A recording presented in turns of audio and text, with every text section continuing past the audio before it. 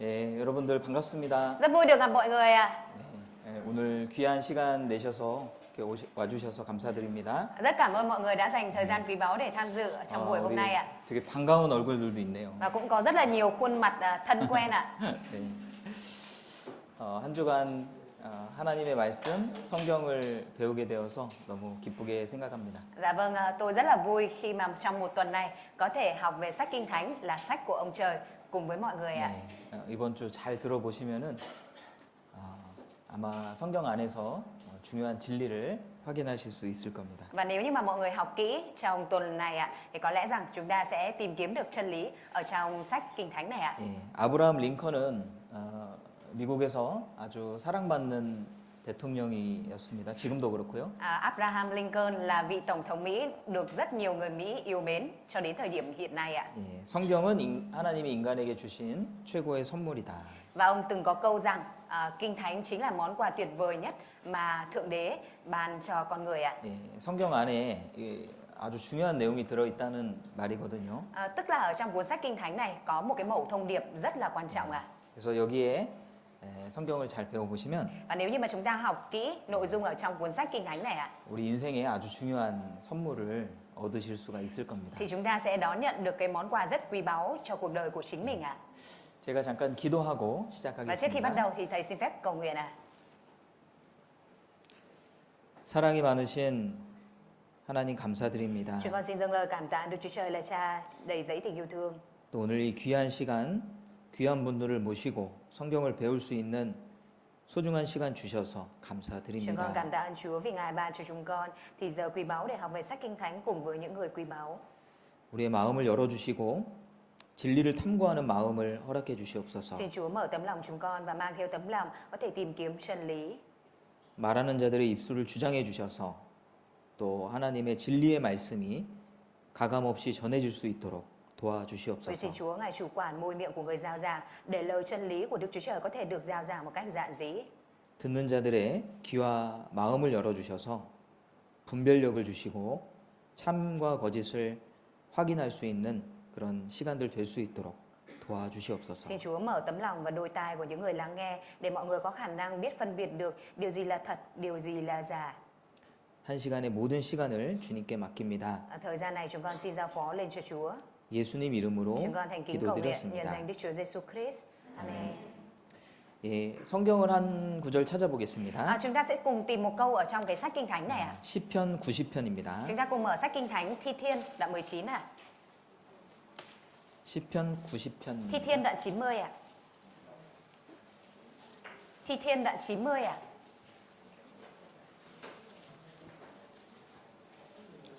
성경이 없으신 분들은 화면에 보시면 됩니다. Những vị nào không có sách Kinh Thánh chúng ta có thể nhìn ở trên màn hình ạ. 시편 90편 10절입니다. Thi Thiên đoạn 90 câu 10 ạ. 우리의 연수가 70이요 강건하면 80이라도 그 연수의 자랑은 수고와 슬픔뿐이요 신속히 가니 우리가 날아가나이다. Tuổi tác của chúng con đến được 70, còn nếu mạnh khỏe thì đến 80, nhưng sự kiêu căng của nó chỉ rước lấy lao khổ và buồn thảm, vì đời người chóng qua rồi chúng con bay mất đi. 예, 한 주간 우리가 배울 책은 이 성경입니다. Và cuốn sách mà một tuần này chúng ta sẽ cùng học đó chính là cuốn sách Kinh Thánh này ạ. 성경이라는 것을 처음 들어보신 분 계신가요? Không biết ở đây có quý vị nào lần đầu tiên nghe thấy cái cụm từ Kinh Thánh không ạ? 예, 아마 있으실 수도 있어요. Cũng có thể là có đấy ạ.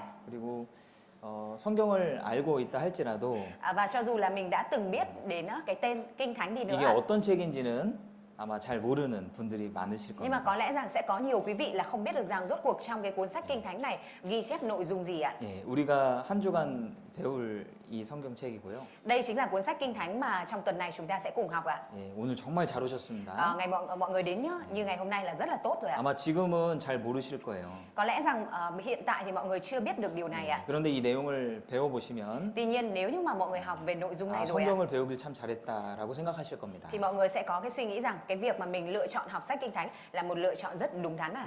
예, 이 책은요 Sách Kinh Thánh này ạ, 하나님의 책이라고 돼 있습니다. được gọi là sách của Đức Giê-hô-va.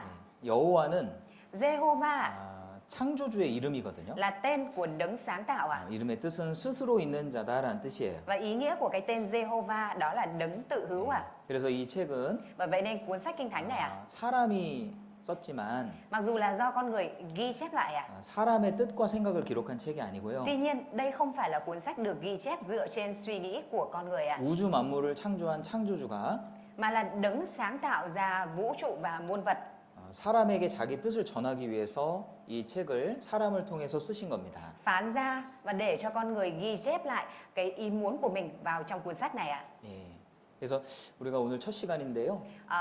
Trong cái thì giờ đầu ngày hôm nay ạ, 이 성경에 대해서 잠깐 소개를 해드리고 thầy sẽ giới thiệu qua cho mọi người biết về sách Kinh Thánh ạ. 성경 안에 어떤 내용이 있는지 하나씩 알아보도록 Và chúng 하겠습니다. ta sẽ cùng tìm hiểu từng bước một xem là trong sách Kinh Thánh thì có nội dung gì ạ.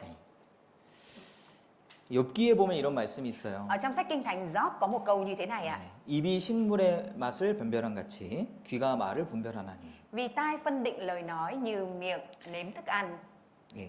입은요 Miệng của chúng ta, 식물의 맛을 분별할 수 있습니다. miệng của chúng ta thì có thể phân biệt được mùi vị của đồ ăn ạ. 3번 확인해요. Thường thì chúng ta sẽ kiểm tra 3 lần ạ. 일단 눈으로 보죠. Đầu tiên là chúng ta sẽ nhìn bằng mắt trước ạ. 뭐 색깔이 변해져 있거나 Nếu ví dụ thấy màu của nó bị biến màu ạ, 문제가 있으면 안 먹을 hoặc 거예요. ví dụ nó có vấn đề thì chúng ta sẽ không uống ạ. 또 가까이 되면은 냄새가 납니다. Rồi sau đó để gần vào chúng ta sẽ ngửi mùi ạ. 이 물에 이상한 냄새 나면 Nhưng mà ví dụ trong nước này có một mùi gì đó rất là kỳ ạ, 드시겠어요? thì chúng ta có uống không ạ? 아니죠. Không đúng ạ. 그리고 맛이 Sau đó là chúng ta nếm ạ. 맛을 보죠. Chúng ta nếm thử đúng không ạ? 예. 3번 확인하는 Chúng 거예요. ta kiểm tra 3 lần ạ. 그리고 먹습니다. Và rồi sau đó là chúng ta mới nuốt xuống ạ. 우리의 귀도 마찬가지입니다. Đôi tai của chúng ta cũng vậy ạ. 예. 아무거나 믿지 않죠? Không phải là chúng ta tin bất cứ lời nói nào đúng không ạ? 아무 말이나 듣고 따르지 않죠? Chúng ta sẽ không phải là nghe bất cứ lời nói nào và chúng ta sẽ làm theo nó đúng không ạ?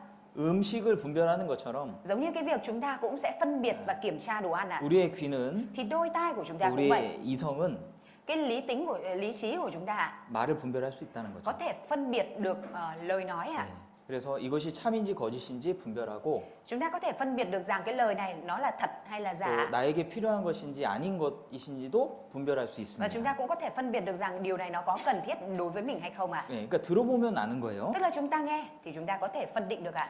그리고 그 다음 말씀은 Và câu Kinh Thánh phía sau của câu đó ạ, 예, 우리가 스스로 옳은 것은 택하고 무엇이 선한가 우리끼리 알아보자. đó là chúng ta hãy chọn điều gì phải, cùng nhận thức việc gì tốt 예, lành ạ. 그래서 우리가 이렇게 들으면 Khi mà chúng ta lắng nghe như thế này ạ, 무슨 이야기 하는지 알 수 있고 chúng ta có thể biết được rằng trong này có nói về nội dung gì ạ. 또 필요한지 아닌지도 알 수 Và chúng ta 있습니다. cũng có thể biết được rằng nó có cần thiết đối với mình hay không ạ. 자, 여기 유명한 것들이 있어요. Ở đây có những cái rất là nổi tiếng ạ, 예, 유명한 물건, những cái vật dụng nổi tiếng ạ, 예, 유명한 장소, những cái địa điểm nổi tiếng ạ, 유명한 사람. người nổi tiếng ạ. 우리는 유명한 것들을 갖길 좋아하죠. Chúng ta thì thích những cái nổi tiếng đúng không ạ? 예, 베트남에서는 아이폰 유명하잖아요. Ở Việt Nam thì iPhone rất nổi tiếng đúng 그래서 không ạ? 아이폰을 자꾸 사시죠. Nên là mọi người cứ liên tục mua iPhone đúng không ạ? 우리 시간이 나서 여행 갈 때 어디로 가요? Và bình thường nếu có thời gian rảnh thì chúng ta sẽ đi du lịch ở đâu ạ? 유명한 곳으로 가잖아요. Chúng ta sẽ đi đến những cái nơi nổi tiếng 어디 đúng không ạ? 있어요? Ở đâu ạ? Nổi tiếng là ở đâu có ạ? 달랏, Đà Lạt đúng không ạ? 사파, Sapa, 하롱베이 Hạ Long Bay đúng không ạ? 이런 데 가잖아요. Chúng ta thường đi những cái nơi như vậy đúng 또 không ạ? 유명한 사람 만나고 싶으시죠? Chúng ta cũng muốn được gặp những người nổi tiếng đúng không ạ? 유명한 사람하고 만나는 것은 아주 영광스러운 Cái 거잖아요. việc mà được gặp người nổi tiếng là một cái điều rất vinh quang, vinh dự đúng không ạ? 그리고 유명한 책이 있습니다. Và cũng có những cái sách nổi tiếng ạ.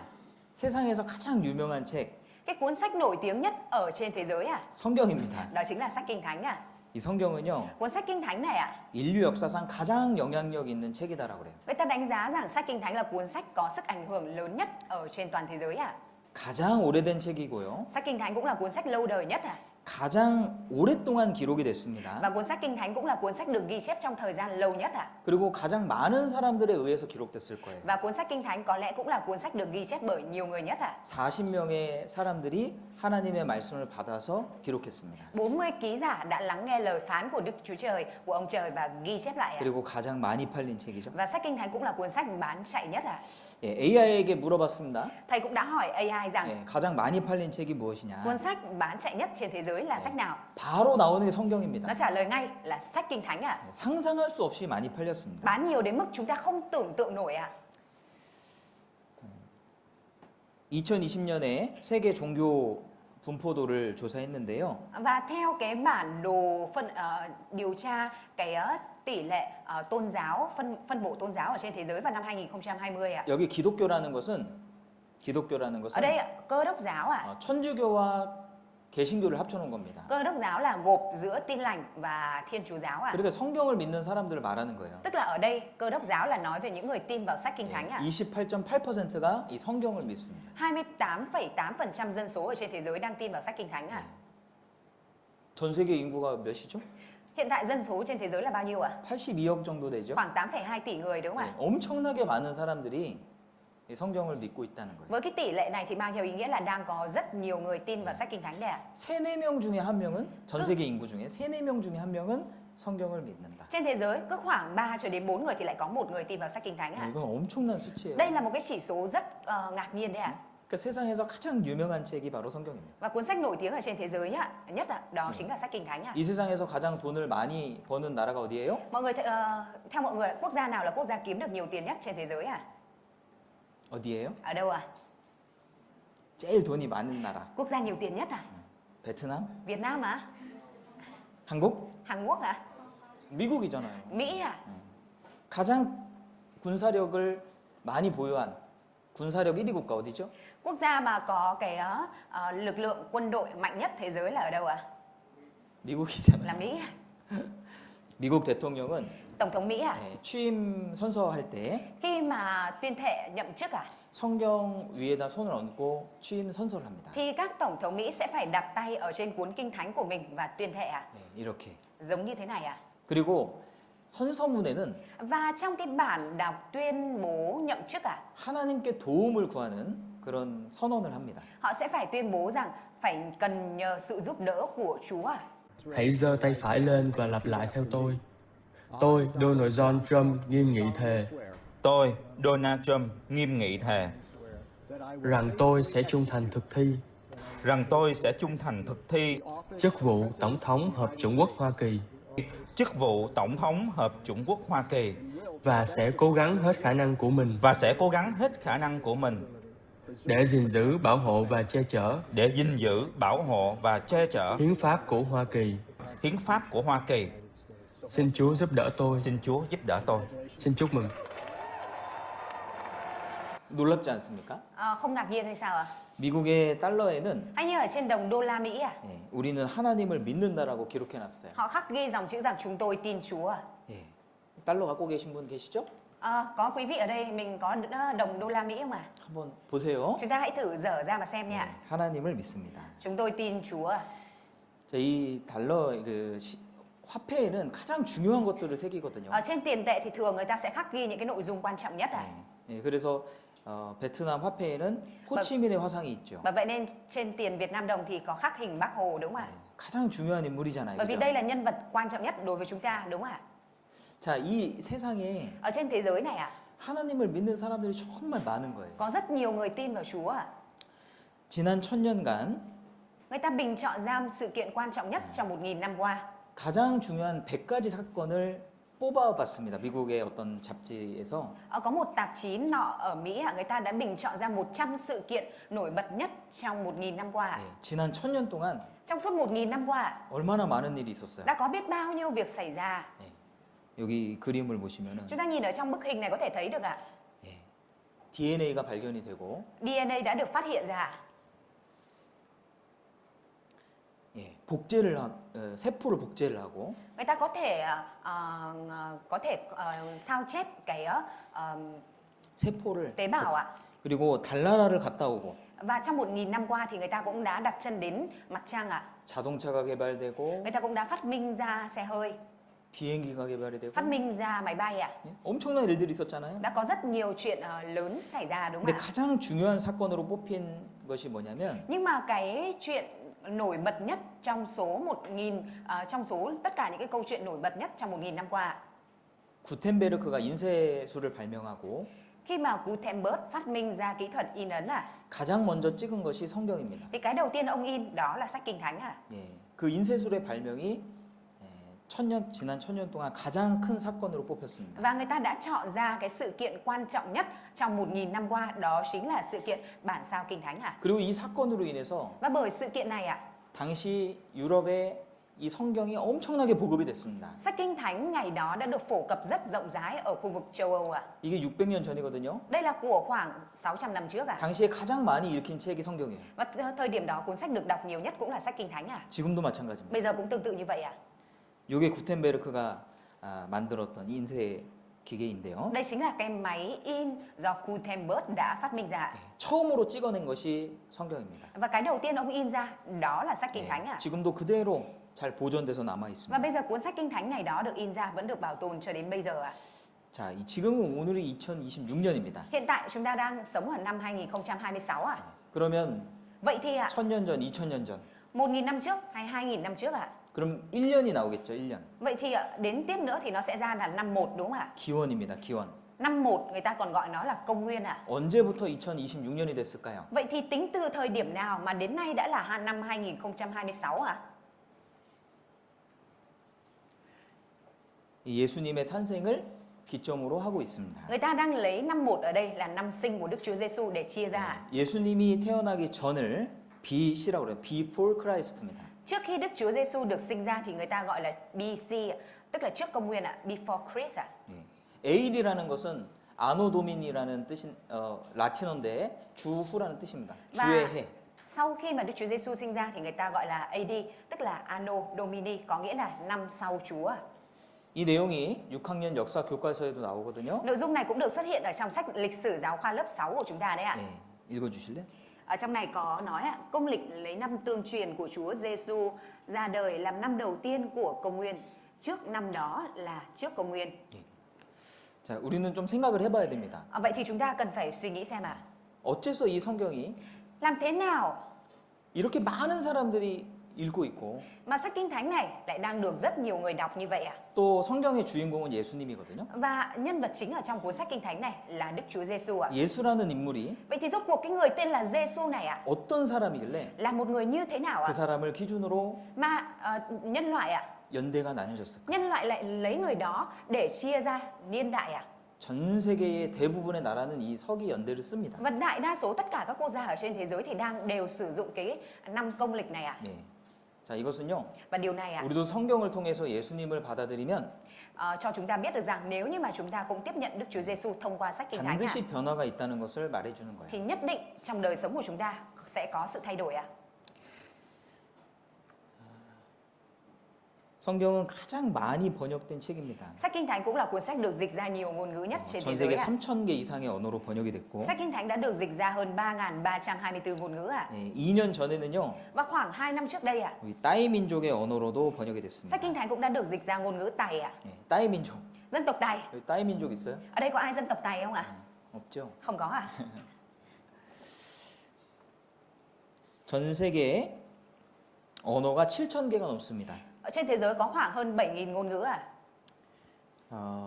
그런데 4,007개의 언어로 번역이 됐거든요. Nhưng mà hiện nay sách Kinh Thánh đã được dịch ra 4.007 ngôn ngữ ạ. 이게 99% 번역이 된 거예요. Có nghĩa là 99%. sách Kinh Thánh đã được dịch ra hơn 99% ngôn ngữ trên thế giới ạ.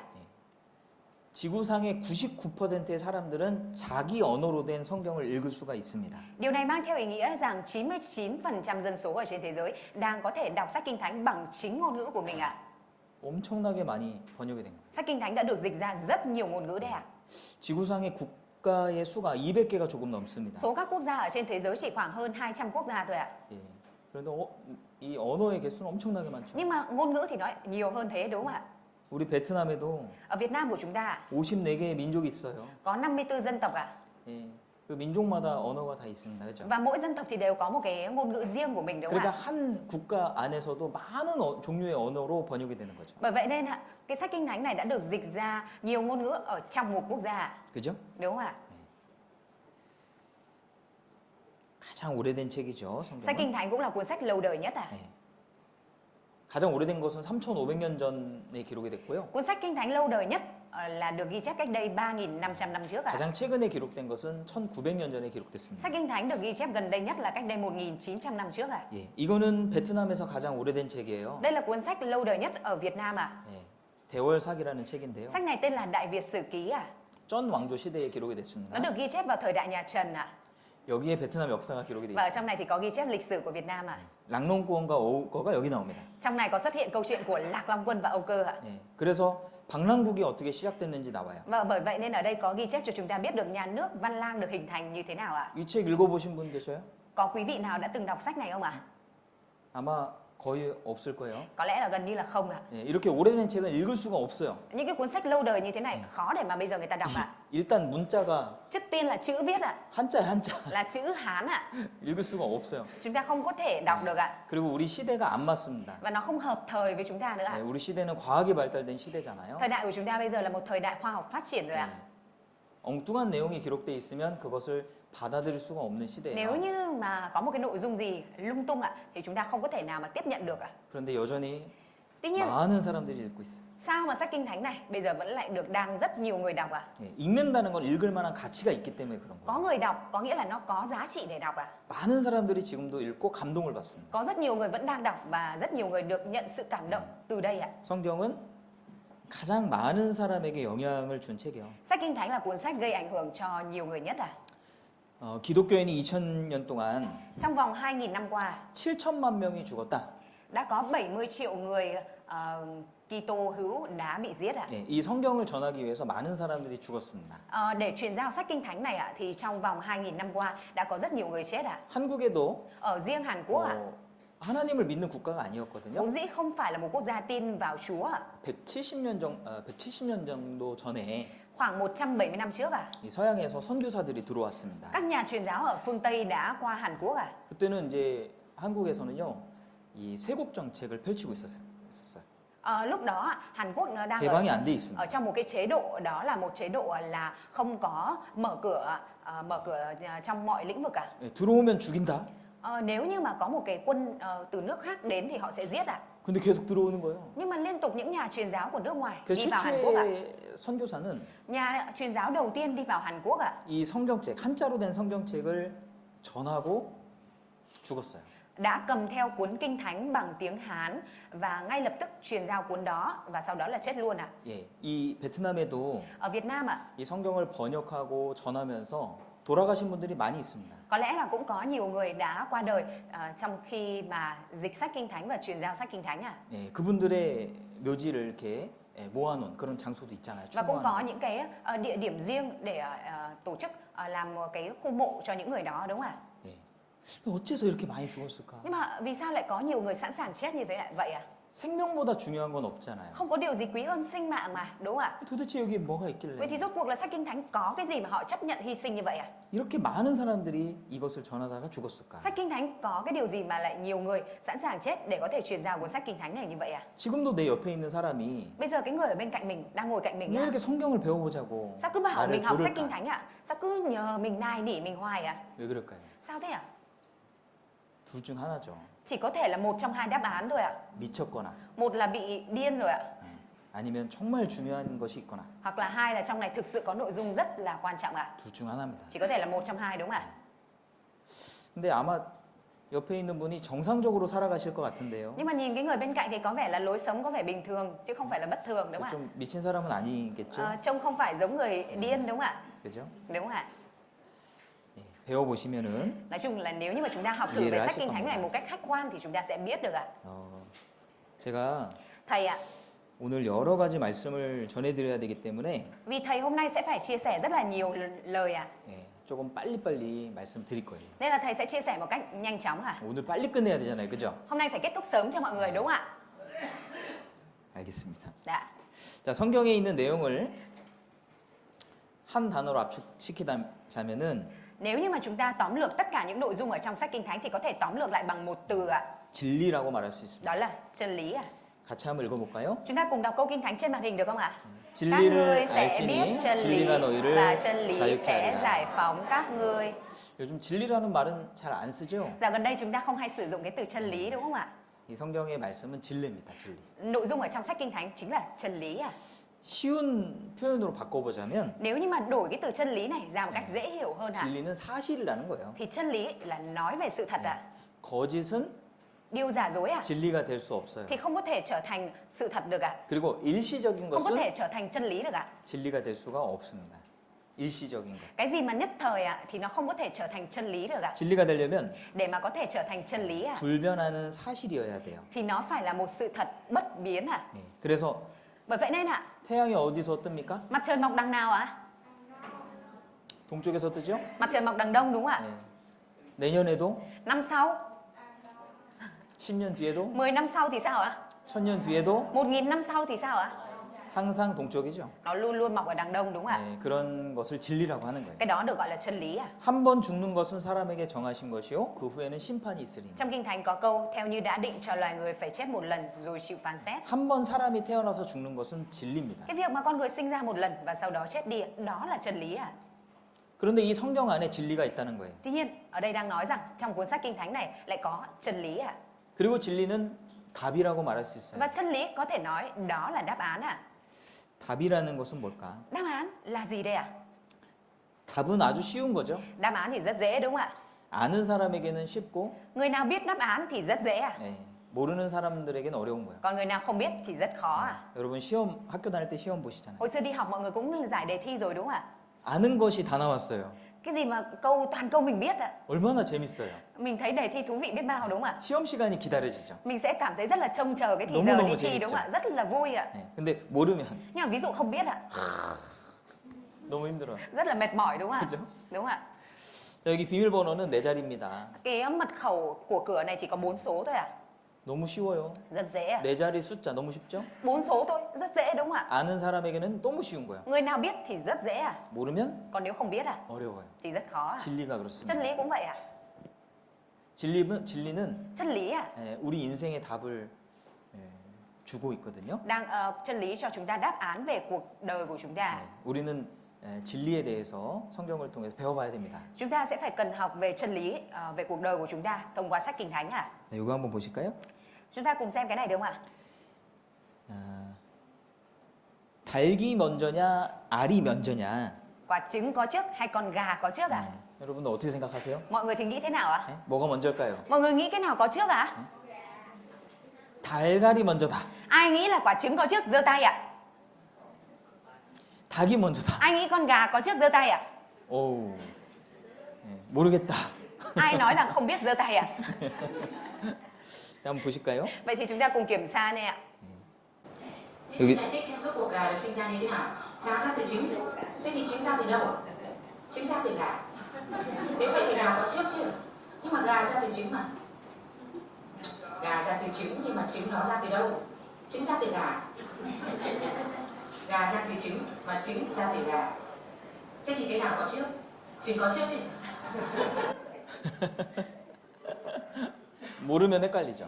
Không biết thì sẽ dễ lẫn lộn đúng không ạ? 근데 성경은 뭐라고 Nhưng 얘기할까요? mà ở trong sách Kinh Thánh thì nói gì cho chúng ta biết về điều này ạ? 하나님은 모든 새를 그 종류대로 창조하셨다고 말씀하셨어요. Ở trong sách Kinh Thánh thì Chúa có nói rằng Đức Chúa Trời sáng tạo mọi loài chim có cánh tùy theo loại ạ. 진리라는 것은 분명해야 되는 거예요. Chân lý thì nó phải rõ ràng ạ. 예, 모호하면 진리가 될 수가 없어요. Nếu như mà mơ hồ ạ, thì không có thể trở thành chân lý được ạ. 성경은 분명한 이야기를 하고 Sách 있습니다. Kinh Thánh thì nói tất cả mọi thứ một cách rất rõ ràng ạ. 학자들이 연구를 해보니까 Và khi mà các nhà học giả nghiên cứu ạ, 이 달걀의 껍질에는 thì họ phát hiện được rằng ở trên vỏ của quả trứng gà 오보클루디딘이라고 하는 단백질이 이 구성이 돼 있대요. nó có cấu thành bởi một loại protein tên là overclidin 17 ạ. 근데 요거는 어디서 생성이 되냐면 Nhưng mà cái này ạ, cái hợp chất này nó được sản sinh ở đâu ạ? 닭의 난소에서만 생성이 되는 Cái 거예요. hợp chất này nó chỉ sản sinh ở trong buồng trứng của con gà mà thôi 그러니까 ạ. 닭이 없으면 달걀이 만들어질 수가 없다는 Điều 얘기예요. này mang theo ý nghĩa nếu không có con gà thì tuyệt đối không có trứng gà. 닭이 먼저다 이 말이에요. Tức là con gà có trước à? 또 하나 질문해 볼게요. Vậy thì bây giờ thầy sẽ đặt thêm một câu hỏi nữa. 자, 한국은 분단 국가입니다. Hàn Quốc là một quốc gia bị phân ly ạ. 북한에 Ở Bắc Hàn ạ, 김정은이라고 하는 독재자가 있어요. có một nhà độc tài tên là Kim Jong Un ạ. 네. 자, 여기 1, 2, 3, 4번. Ở đây có số 1, số 2 và số 3 và số 4 ạ. 누가 김정은일까? Trong 4 người này ai mới là Kim Jong Un ạ? 진짜 김정은 Kim Jong Un thực sự là ai ạ? 몇 번일까요? Là số mấy ạ? 누가 맞춰봐요. Ai đoán thử xem ạ? 없어요. Không có ạ? 네, 이거 몇 번 제가 말씀드려가지고 다 아시네. Tại vì thầy hỏi mấy lần rồi nên mọi người quen câu hỏi rồi 네. ạ.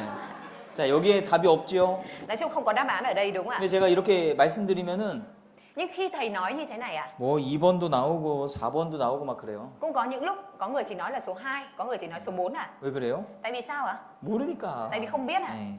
이 실제로는 김정은입니다. Kim Jong Un thực tế trông như thế này cơ ạ. 자, 진리를 알면 어떻게 돼요? 자유를 얻습니다. Nếu như chúng ta biết chân lý thì sẽ thế nào ạ? Thì chúng ta sẽ được giải phóng ạ, 예. sẽ được tự do ạ. 거짓과 혼란으로부터의 자유예요. Chúng ta sẽ được giải phóng khỏi sự giả dối và sự hỗn loạn ạ. 예. 자동차 운전을 할 수 있으면 Nếu ví dụ chúng ta có thể chạy xe hơi ạ, 자유롭게 다닐 수 thì 있죠. chúng ta có thể chạy đi một cách rất thoải mái đúng không ạ? 여유가 있습니다. Sẽ có rất là nói chung là thoải mái đúng không ạ? 운전을 못하면 차가 있어도 못 가요. 자유가 없어요. Còn nếu mà không biết chạy xe hơi thì có xe cũng không biết chạy đúng không ạ? 그렇잖아요. Đúng không ạ? 시험 문제 다 알면은 nếu 아주 như, 자유롭게 nếu như chúng 풉니다. ta biết đáp án của đề thi thì chúng ta sẽ giải đề thi một cách rất là thoải mái ạ. 비밀번호 알면은 자유롭게 들어올 수 있어요. Nếu biết mật khẩu thì chúng ta có thể thoải mái đi ra đi vào ạ. 자유가 있다고. 진리를 알면 Nếu 자유가 như mà 있는. chúng ta biết chân lý thì chúng ta sẽ được giải phóng, sẽ được tự do ạ. 공자님이 평생 연구한 것이 진리예요. Khổng Tử ạ, ông dành cả đời ra để nghiên cứu về chân lý ạ. 조문 도면 석사도 가하다. Ông đã từng nói một câu là siêu văn đạo tịch tử khả. 아침에 도를 듣고 저녁에 죽어도 좋겠다. Có nghĩa là nếu như sáng ra nhận biết đạo thì chiều chết cũng cam ạ. 하루는 공자님의 제자가 이렇게 물었습니다. Có một ngày ạ, đệ tử của Khổng Tử có hỏi ông một câu ạ. 공자님 죽으면 어떻게 됩니까? Thưa ngài, Khổng Tử chết thì sẽ như thế nào ạ? 내가 사는 것도 모르는데 죽음을 어떻게 알겠냐? Ông có trả lời rằng sống ta còn chưa biết ra sao thì làm sao ta biết chết sẽ như thế nào? 네, 우리는 사실 답이 많이 필요해요. Thực tế là chúng ta rất cần đáp án ạ. 우리 인생에서 문제는 계속 발생합니다. Trong cuộc đời của chúng ta liên tục phát sinh những vấn đề ạ. 문제들이 계속 나오죠. Liên tục phát sinh những vấn đề ở trong cuộc đời của chúng ta đúng không ạ? 경제적인 문제, Vấn đề về kinh tế, 또 건강 문제, có khi là vấn đề về sức khỏe 또 ạ. 자녀 문제, Có khi vấn đề về con cái 또 ạ. 가정 문제. Vấn đề về gia đình ạ. 네, 문제들이 계속 나와. Liên tục trong cuộc đời của chúng ta xuất hiện những cái vấn đề ạ. 그때마다 답이 필요한 Và 거예요. mỗi khi như vậy thì chúng ta cần có đáp án cho 그 nó ạ. 답으로 해결을 하잖아요. Chúng ta sử dụng những cái đáp án đó để giải quyết những vấn đề này đúng không ạ? 문제가 계속 있다고요. Trong cuộc đời của chúng ta liên tục phát sinh những vấn đề ạ. 우리는 답이 필요한 사람들이에요. Chúng ta là những chủ thể, là những người cần có đáp án ạ. 그런데 우리 인생에 대한 문제들도 있어요. Tuy nhiên trong cuộc đời của chúng ta còn có vấn đề về cuộc đời nữa ạ. 도대체 사람이 왜 사느냐 이 말이에요. Đó là rốt cuộc con người 왜 사냐? tại sao lại sống ạ? 네? 우리는 어디서 왔으며, Chúng ta đến từ đâu ạ? 우리는 왜 살고 있으며, Và tại sao chúng ta lại đang sống? 우리 무엇을 위해 살고 Chúng ta 있습니까? đang sống vì điều gì ạ? 또 인생의 그 수명이 다하면 Và 죽음을 건너가는데 Sau khi mà chúng ta kết thúc cái tuổi thọ của cuộc đời, chúng ta bước qua cái chết, 우리는 어디로 갈까요? thì chúng ta sẽ đi về đâu? 죽으면 어떻게 되는 걸까요? Chết thì sẽ như thế nào? 생각해 보신 적 있으세요? Đã bao giờ mọi người từng đặt câu hỏi như thế này chưa ạ? 자, 어떤 사람이 이렇게 물어봤어요. 왜 사세요? Có người đi ra ngoài đường và đặt câu hỏi cho mọi người rằng tại sao bạn lại sống ạ? 근데 제대로 된 대답을 하는 사람 없어요. Và không có một ai đưa ra một cái câu trả lời hẳn hoi ạ. Tại sao bạn lại sống? Nghe nội dung đi rõ. Tại sao bạn lại sống? Sống để ăn hả? Tại sao anh lại sống? Vì anh sợ chết.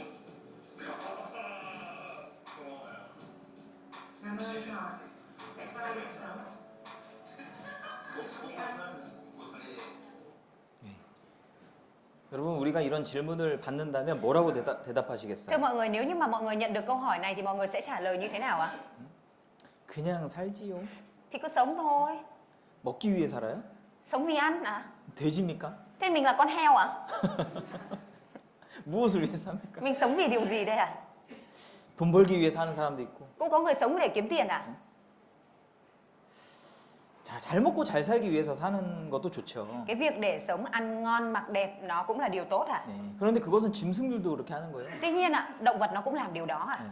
짐승들도 Động vật ạ, 잘 먹기 원하고 Nó cũng muốn được ăn ngon à. 예? 자녀들 잘 키우기 Nó cũng 원합니다. muốn nuôi con của nó tốt à. 근데 사람은 Nhưng mà con người à, 짐승하고 전혀 다른 존재. là một cái tồn tại hoàn toàn khác với lại động vật à. 천지지간 만물지 중에 유인이 최귀하다. 모든 만물 중에 사람이 최고 귀하다라고 했습니다. Người ta đã nói rằng là trong số muôn vàn vạn vật này à, thì con người là quý giá nhất à.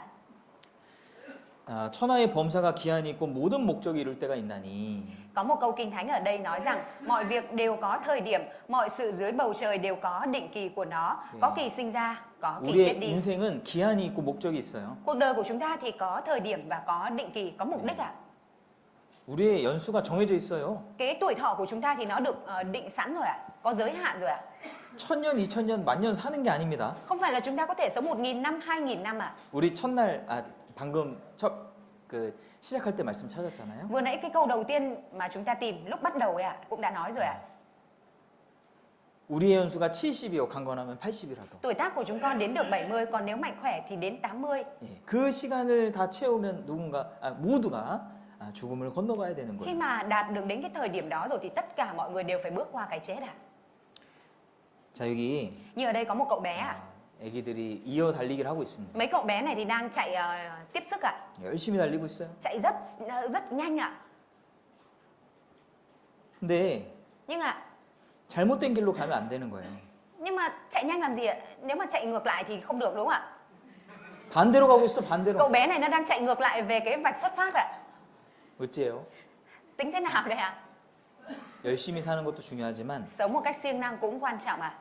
목적에 부합한 삶을 사는 것이 더 중요합니다. Nhưng mà chúng ta sống một cái cuộc đời đúng với mục đích thì nó tốt hơn và quan trọng hơn ạ. 여기 사무실에 쓸모없는 물건 하나도 없습니다. Ở trong cái văn phòng này thì không có một cái đồ dùng nào là vô dụng ạ. 다 목적이 있습니다. Tất cả nó đều có mục đích của mình ạ. 컵은 물을 담는 역할을 하고 있습니다. Cái cốc nó có đóng vai trò là đựng nước ạ. 컵이 깨졌어요.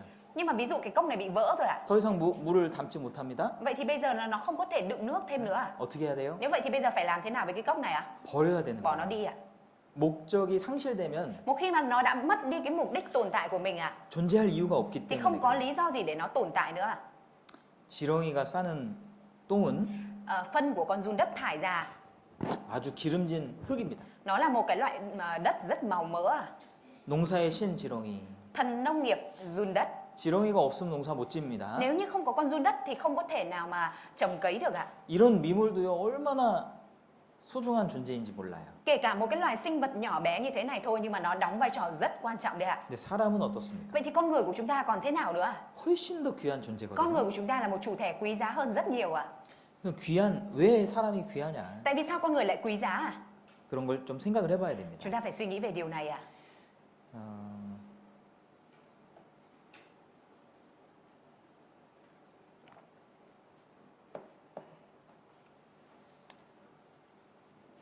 여기 하버드대의 생물학 교수님이 이렇게 말씀하셨어요.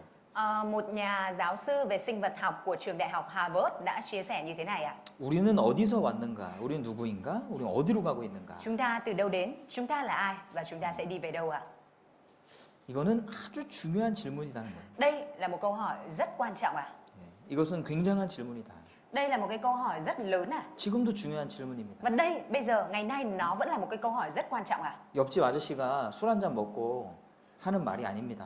Chứ không phải là đây là một lời chia sẻ của một cái chú hàng xóm vừa làm cái ly rượu rồi chia sẻ đâu ạ. 그렇죠? Đúng ạ. 학자들이 이야기하는 Đây 거예요. là lời chia sẻ của một nhà học giả. 우리도 생각해 볼 필요가 Và 있어요. chúng ta cũng cần phải suy nghĩ về điều này ạ. 그래서 이 문제에 대한 답을 성경을 배우면 알 수 있어요. Và khi mà chúng ta học về sách Kinh Thánh thì chúng ta có thể tìm kiếm được những đáp án cho những câu hỏi này ạ. 왜 사는가? Tại sao mình lại sống? 사람은 누구인가? 무엇인가? Con người là ai? Con người là gì ạ? 어디로 가는가? Và con người sẽ đi về đâu? Mình sẽ đi về đâu ạ? 왜 사는가? Tại vì sao mình lại sống ạ? 그러니까 아주 중요한 질문이에요. Đây là một cái câu hỏi rất quan trọng ạ. 로고테라피라고 하는 치료법이 있습니다. Có một cái phương pháp trị liệu tên là logotherapy ạ. 예, 그 죽음의 수용소라고 하는 책이 있는데요. Có một cuốn sách gọi là Trại tập trung của sự chết ạ. 빅터 프랭클이라고 하는 사람이 Một người tên là Viktor Frankl ạ. 2차 세계대전 당시에 Vào trong Thế chiến thứ hai ạ, 유대인 600만 명을 독일의 히틀러가 학살했죠. Hitler của Đức đã giết thảm sát 6 triệu người Do Thái đúng không ạ? 여기에 이 수용소에 들어간 대부분의 사람들은 죽었습니다. Và đại đa số những người bị giam ở trong cái trại tập trung này đều đã chết à. 빅터 프랭클이라는 사람도 여기에 수용이 됐거든요. Và Tipo Frank cũng là một trong những người bị giam ở trong cái trại tập trung này ạ. 자기가 살아나왔습니다. Nhưng mà ông may mắn được sống sót và ra ngoài ạ. 그리고 그 삶과 죽음을 연구하는 가운데 Và trong lúc ông nghiên cứu về cuộc sống và sự chết ạ, 누가 살았느냐, 누가 ông tìm hiểu xem rốt cuộc ai là những người sống sót ở trong đó ạ. 또 누가 죽었느냐. Và ai là những người chết ở trong đó ạ. 살아야 될 이유가 있는 사람은 살았다는 거예요. Ông thấy được rằng là những người có cái ý nghĩa, những người biết được ý nghĩa mà mình cần phải sống thì còn sống sót ạ. 나는 반드시 살아서 나가야 돼. Người mang theo suy nghĩ là mình nhất định phải sống sót ra khỏi đây. 왜? 나를 기다리는 가족들이 있기 때문에. Bởi vì bên ngoài kia còn gia đình đang chờ mình. 나는 반드시 가족들을 만날 거야. Nên mình nhất định sẽ phải gặp lại gia đình của mình. 살아야 될 이유잖아요. Đó là lý do để người này còn sống ạ. 그 이유를 갖고 있는 사람들은 많이 살았대요. Và đã có rất nhiều người có cái lý do sống như vậy đã được sống sót ra ngoài ạ. 근데 살아야 될 이유가 없는 사람. Nhưng mà những người mà không còn lý do gì để sống nữa ạ. 그런 사람들은요, 더 이상 삶에 의욕이 없었답니다. Những người đó họ không còn ý chí nghị lực gì để muốn sống nữa ạ. 예, 그냥 죽어가는 거예요. Nên là họ cứ dần dần cứ thế mà chết đi rất là nhanh ạ. 이 사람이 이제 의사였거든요. Người này là một bác sĩ à. 그래서 Bởi vậy nên là 심리 치료법을 만들었는데 ông đã tạo ra một cái phương pháp trị liệu tâm lý à. 그것이 로고 테라피예요. Nên phương pháp đó là logotherapy ạ. 로고스라는 것은 cái từ- 헬라어인데 Cái từ logos là tiếng Hy Lạp ạ. 의미라고 하는 뜻을 갖고 있습니다. Nó có nghĩa là 의미. nó có nghĩa là ý nghĩa. 그래서 이제 우리도 우울증에 걸리면 의미가 없어지거든요. Giống như nếu như chúng ta bị mắc bệnh trầm cảm thì chúng ta sẽ mất đi ý nghĩa cuộc sống đúng không ạ? 사람이 의미가 없어지면 더 이상 살 힘이 없어요. Và khi mà 죽는 con người 거예요. mất đi ý nghĩa cuộc sống rồi thì sẽ không có nghị lực, sẽ không có lý do gì muốn sống nữa nên là mới lựa chọn cái chết ạ. 그래서 사람에게 살아야 될 의미를 이렇게 부여해 주는 Bởi 그런 vậy nên 치료법이에요. đây là cái phương pháp trị liệu mà liên tục sẽ nói cho cái người đó biết về cái ý nghĩa mà mình phải sống ạ. 그런데 그 로고스라고 하는 헬라어를 Và cái từ Hy Lạp logos này ạ, 성경에도 사용하고 있거든요. nó cũng được Kinh Thánh sử dụng ạ. 신약 성경은 헬라어로 기록된 책입니다. Sách Kinh Thánh á, Tân Ước được ghi chép bằng tiếng Hy Lạp ạ. 태초에 말씀이 계시니라. Ban đầu có ngôi lời. 말씀이라는 번역이 Cái từ ngôi lời được dịch ra ở đây ạ, 로고스를 번역한 거예요. là được dịch ra từ cái từ logos ạ.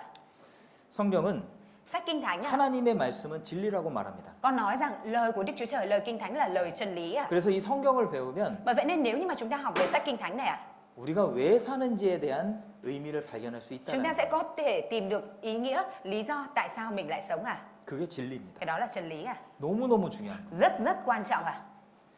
사람은 누구냐? Con người là ai? 예. 미국에서 이런 연구를 했습니다. Ở bên Mỹ đã có từng một cái nghiên cứu như thế này ạ. 인체의 물질을 분석해 보자. Chúng ta hãy phân tích những cái thành phần cấu tạo nên cơ thể con người. 예. 이 분석을 해 보니까 Và khi mà người ta phân tích thành phần cấu tạo ở cơ thể con người ạ, 1달러조차도 안 된다는 거예요. thì được đánh giá rằng nó còn chưa được đáng giá bằng $1 ạ. 구성 물질의 가치가. Cái giá trị của thành phần cấu thành nên cơ thể của con người không bằng $1 ạ. 그러니까 우리의 이 몸이 단지 그냥 육체일 뿐이라면은 Bởi vậy nên nếu như mà cơ thể, nếu như mà chúng ta chỉ là một cái thể xác này thôi ạ, nếu như thể xác của chúng ta là toàn bộ ạ, 귀할 이유가 하나도 없어요. thì không có lý do gì là quý giá ạ. 몇 년 전에는 Khoảng mấy năm trước ạ, 생명의 가치를 다시 한번 연구를 해봤습니다. người ta đã lại nghiên cứu về cái giá trị của sinh mạng con người ạ. 네, 이번에는 육체 구성 물질의 가치가 아니라 생명의 가치. Lần này không phải là người ta đánh giá cái giá trị thành phần cấu thành nên cơ thể con người, mà người ta đánh giá cái giá trị của một sinh mạng người ạ. 네, 엄청 귀하게 나왔죠. Và có thể thấy là nó rất quý đúng không ạ? 우리의 생명의 가치는 Giá trị của sinh mạng chúng ta 돈으로 비교할 수 없죠. không có thể nào mà so sánh bằng tiền bạc được đúng không ạ? 사람이 왜 귀하냐 이 Vậy 말이에요. thì tại sao con người lại quý giá ạ?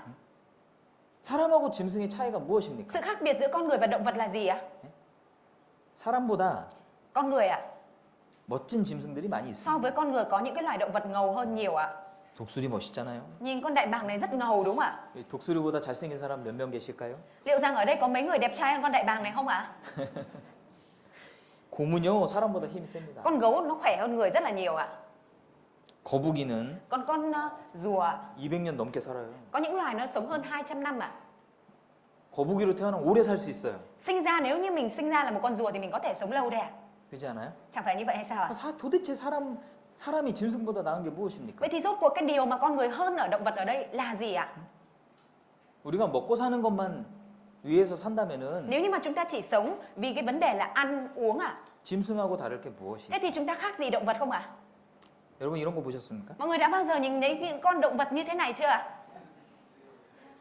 왜 사람들이 담배 핍니까? Tại vì sao người ta lại hút thuốc lá ạ? 보통 담배 피는 사람 손 주머니에 넣고 Bình thường 인상 쓰고 những người hay hút thuốc lá là một tay đút túi quần, mặt nhăn nhăn.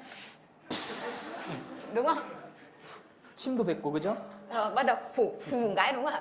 뭔가 괴로운 게 있는 거예요. Tức là có một cái gì đó rất là suy tư, sầu đời đúng không ạ? 성경에도 독주는 술은 마음이 슬픈 사람에게 주라고 했습니다. Ở trong sách Kinh Thánh cũng có nói là rượu hãy đưa cho những người buồn lòng sầu ạ. 예? 사람처럼 괴롭게 사는 짐승이 있어요? Có loài động vật nào mà sống sầu buồn như con người không ạ? 없어요. Không có à? 저는 이제 과거의 사람들은 빨리 죽었잖아요. Những người ngày xưa thì họ chết sớm đúng không ạ? 되게 불쌍하다 생각했어. Thầy thấy là rất là tội nghiệp ạ. 사람들이 30도 안 돼서 평균 수명이 30이 안 되는 거예요.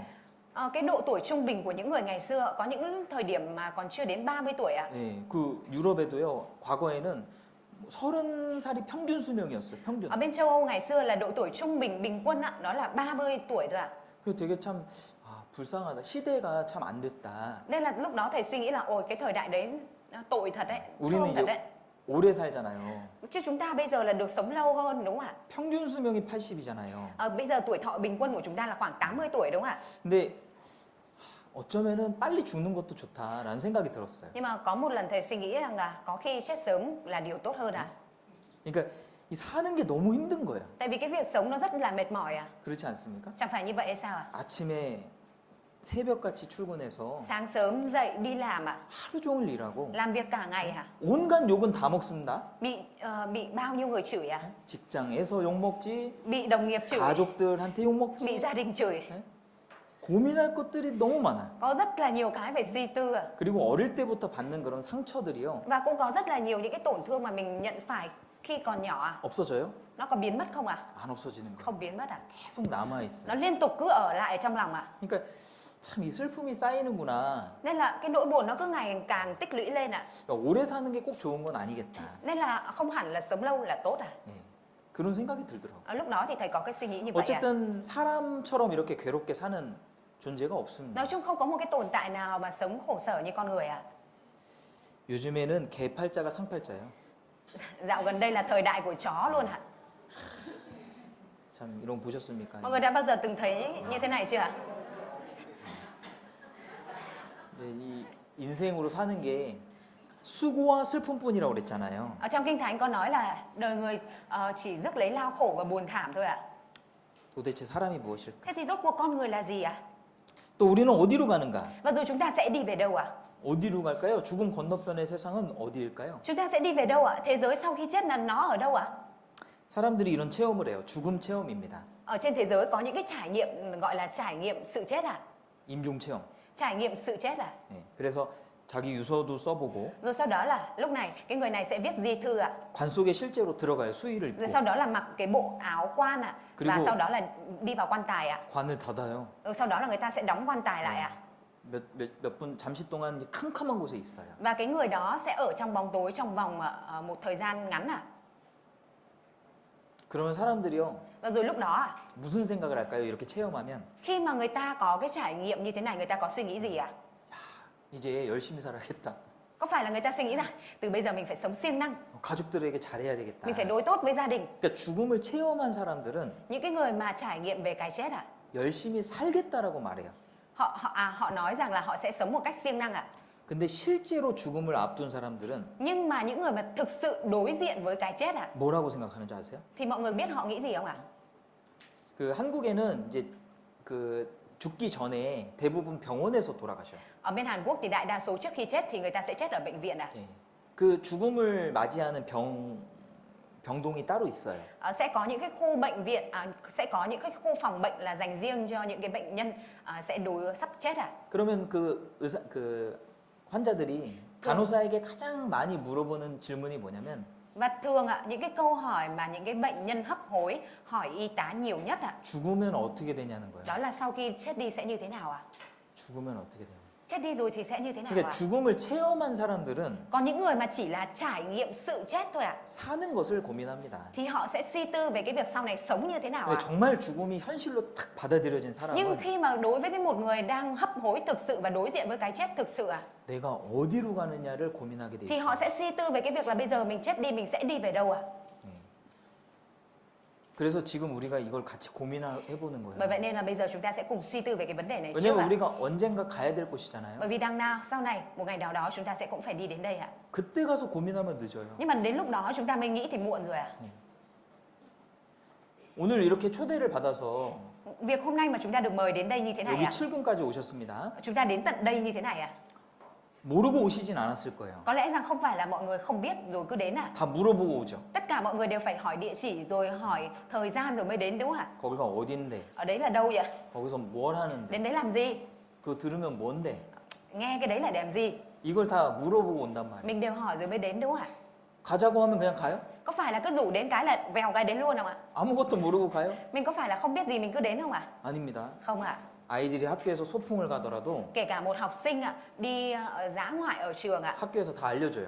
trường sẽ phải thông báo hết 어디로 가고 là lần này trường mình đi dã ngoại ở đâu, 무엇을 하고 mình hoạt động gì, 뭘 가져와야 되는지 các con phải mang theo cái gì, 그래야 갈 수 있는 phải thế 거예요. thì mới đi được ạ. 근데 죽음에 대해서는 Nhưng đối với cái chết 몰라요. mình lại không biết 고민을 안 했어요. mình không có suy nghĩ đến nó 저는 죽음을 앞둔 사람들을 종종 만날 때가 Thỉnh 있습니다. thoảng có những lúc thầy gặp những người đang hấp hối 예, 왜냐면 직업이 목사니까 tại vì nghề của thầy là mục sư 상담을 해줘야 nên 되잖아요. là thầy liên tục đi tư vấn cho họ 죽음이 딱 현실이 되면은 Và khi mà cái chết nó thành hiện thực 굉장히 당황합니다. họ rất là bàng hoàng và sợ 그리고 내가 어디로 가는지 알 수가 없습니다. và họ không thể biết được rằng mình sẽ đi về đâu sau khi chết 그때 가서 생각하면 늦는 거예요. Nhưng mà đợi đến lúc đó rồi mới suy nghĩ thì muộn rồi 건강검진 하십니까? 건강검진. Mọi người có hay kiểm tra sức khỏe định kỳ không 한국에서는 건강검진을 매년 합니다. Ở Hàn Quốc mỗi năm đều kiểm tra sức khỏe định kỳ 건강검진을 하면은 Khi mà mình kiểm tra sức khỏe định kỳ 병을 미리 발견할 수 있고 mình có thể phát hiện ra bệnh trước đúng không 수명을 늘릴 수가 Mình 연장할 có 수가 thể 있어요. làm kéo dài tuổi thọ của mình 암도 Kể cả ung thư 건강검진을 매년 정기적으로 하면은 Nếu như mà chúng ta kiểm tra sức khỏe định kỳ mỗi năm 예방할 수 있다는 chúng 거예요. ta có thể phòng ngừa được 이해되세요? Mọi người hiểu không 근데 건강검진은 언제 해요? Nhưng mà bình thường mình sẽ kiểm tra sức khỏe khi nào 아플 때 해요? Khi mà bệnh rồi mới kiểm tra 아니에요. Không 건강할 때 하는 거예요. Khi mà chúng ta còn khỏe mạnh 문제가 없을 때 한다고. Khi mà mình chưa có vấn đề gì mình kiểm tra sức khỏe 그래야 그 병을 예방할 수 있는 겁니다. Phải thế thì mình mới phòng ngừa được cái bệnh đó 아마 여기 젊은 분들 표정을 보니까 Nhìn những vẻ mặt của những bạn trẻ tuổi ở đây 내 죽을 때가 한참 남았는데 Thầy thấy rằng mọi người đang nói cái câu là trời ơi đợi đến lúc chết còn lâu 뭐 할아버지 사진을 봐야 돼? 이 할아버지 사진을 봐야 돼? Đấy. 내가 이 할아버지 사진을 봐야 돼? 죽을 때가 한참 남았는데 Mình còn lâu nữa mới đến cái chết mà 여기 할아버지는 죽을 때가 다 됐잖아요. Cụ ông này thì là gần với cái chết rồi đúng không ạ 내가 이 사진을 봐야 되냐고. Mình lại phải nhìn cái bức hình này 근데 사람은 언제 죽을지 몰라요. Con người không biết bao giờ mình chết đâu 자, 이 이병철 회장이라는 사람이 있습니다. Có một người tên là chủ tịch Lee Byung Choi 예. 삼성 아시죠? Mọi người biết công ty Samsung không 예. 한국에서 최고 기업이 삼성인데요. Tập đoàn lớn nhất Hàn Quốc đó là Samsung 삼성을 세운 사람이 이병철 회장입니다. Người mà thành lập lên tập đoàn Samsung đó là chủ tịch Lee Byung Choi 아주 열심히 사셨죠. Ông là một người sống rất chăm chỉ 그런데 갑자기 암에 걸렸습니다. Tuy nhiên đột ngột ông bị ung thư 예, 처음에는 돈이 많으니까 걱정 안 했어요. Hồi đầu thì vì có nhiều tiền nên ông không lo 예, 얼마든지 의사 만날 수 Ông có thể 있으니까요. gặp những bác sĩ rất nổi tiếng ở trên thế giới 그런데 Tuy nhiên 고칠 수 없다라는 것을 딱 인지를 했습니다. khi mà ông nhận thức được thực sự rằng cái bệnh này của ông không thể chữa được nữa 그때부터는 뭘 고민해요? thì lúc đó ông bắt đầu suy tư về điều gì đây 회사 일을 하는 게 아니에요. Không phải là suy tư về công việc của công ty nữa 그때부터는 내가 어디로 가냐 고민하는 거예요. Bắt bắt đầu từ khi đó ông đã bắt đầu suy tư rằng mình sẽ đi về đâu à? 정말 신이 있을까? Thực sự có thần hay không? 영혼이 있을까? Thực sự có linh hồn hay không? 죽으면 어떻게 되는 거지? Sau khi chết đi sẽ như thế nào? 예, 이분이 남긴 그 고민의 흔적들이 있어요. Có những cái nội dung câu hỏi mà người này để lại trước khi chết à? 한번 보시죠. Chúng ta sẽ cùng xem à. Trước khi qua đời, cố chủ tịch Liên minh Trump, người sáng lập ra tập đoàn Samsung đã để lại một loạt những câu hỏi. Không phải là những câu hỏi liên quan đến vấn đề về tiền bạc, doanh nghiệp hay những vấn đề về kinh doanh. Trong năm thứ hai chiến đấu với bệnh ung thư phổi, chủ tịch Lee đã để lại những câu hỏi về con người, thần linh và cuộc đời. Làm thế nào có thể chứng minh về sự tồn tại của thần linh, Đức Chúa Trời? Tại sao thần linh không cho thấy sự tồn tại của mình một cách rõ ràng? Người ta gọi thần linh là đấng tạo hóa của muôn vật trong vũ trụ, có thể lấy gì để chứng minh cho điều đó? Kinh Thánh đã được làm ra như thế nào? Làm thế nào có thể chứng minh việc Kinh Thánh là lời của Chúa Trời? Linh hồn là gì? Nếu như Đức Chúa Trời yêu thương con người, vậy thì tại sao lại đã gây sự đau đớn, bất hạnh và cái chết? Ngày tận thế có xảy đến hay không? Người ta nói là Đức Chúa Giêsu đã chết để chuộc tội thay cho tội lỗi của chúng ta. Vậy tội lỗi của chúng ta là gì? Tại sao Đức Chúa Trời lại để mặc cho chúng ta mắc tội lỗi? Làm thế nào có thể tin rằng con người sau khi chết thì linh hồn sẽ không chết mà sẽ lên thiên đàng hoặc xuống địa ngục vậy? Thế nhưng chủ tịch Lee Minton đã không thể nghe được câu trả lời cho những câu hỏi đó. 예. 건강할 때 고민했으면 답을 찾았을지도 몰라요. Chưa biết chừng nếu như mà lúc ông đang khỏe mạnh, ông tìm kiếm đáp án cho những điều này thì có lẽ ông đã có được những đáp án rồi ạ. 죽기 전에 어떻게 답을 찾겠어요? Nhưng mà trước khi gần chết rồi, làm sao có thể tìm kiếm được câu trả lời đấy ạ? 여러분 다 건강하시죠? Mọi người vẫn đang khỏe mạnh chứ ạ? 예, 이번에 꼭 답을 찾으십시오. Vậy thì nhất định lần này mọi người hãy tìm ra câu trả lời nha. 조금 더 말씀드리겠습니다. Thầy sẽ chia sẻ thêm một chút nữa ạ.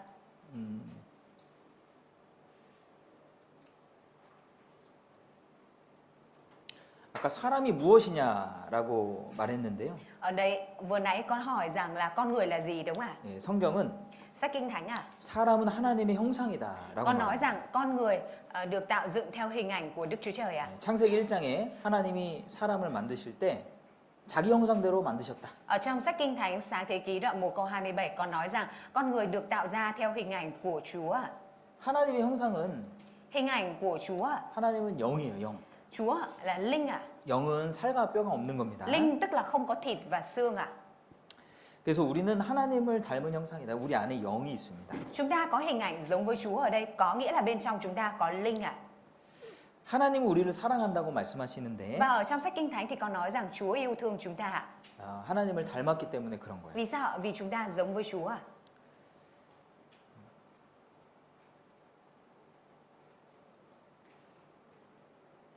자, 짐승도 육체가 있고 Động vật cũng có cơ thể à? 또 혼도 있습니다. Và nó cũng có hồn à? 욕구로 그것을 알 수 있는데 Và thông qua những nhu cầu thì mình có thể biết được cái này à? 예, 이 몸에 욕구가 있죠. Ở cơ thể này của chúng ta sẽ có những nhu cầu đúng không ạ? 식욕, 성욕, Đó là nhu cầu thèm ăn, tình dục và thèm ngủ à? 수면욕, Thèm ngủ à? 뭐 이런 것들이 육체 Những 욕구입니다. cái này là những nhu cầu của thể xác, của cơ thể 짐승도 à? 있죠. Động vật cũng có đúng không ạ? 또 혼은 정신 세계를 말하는 거예요. Và hồn ở đây là nói về cái thế giới tinh thần ạ. 지식, Nó bao gồm 감정, tri thức, cảm xúc 의지. và ý chí ạ.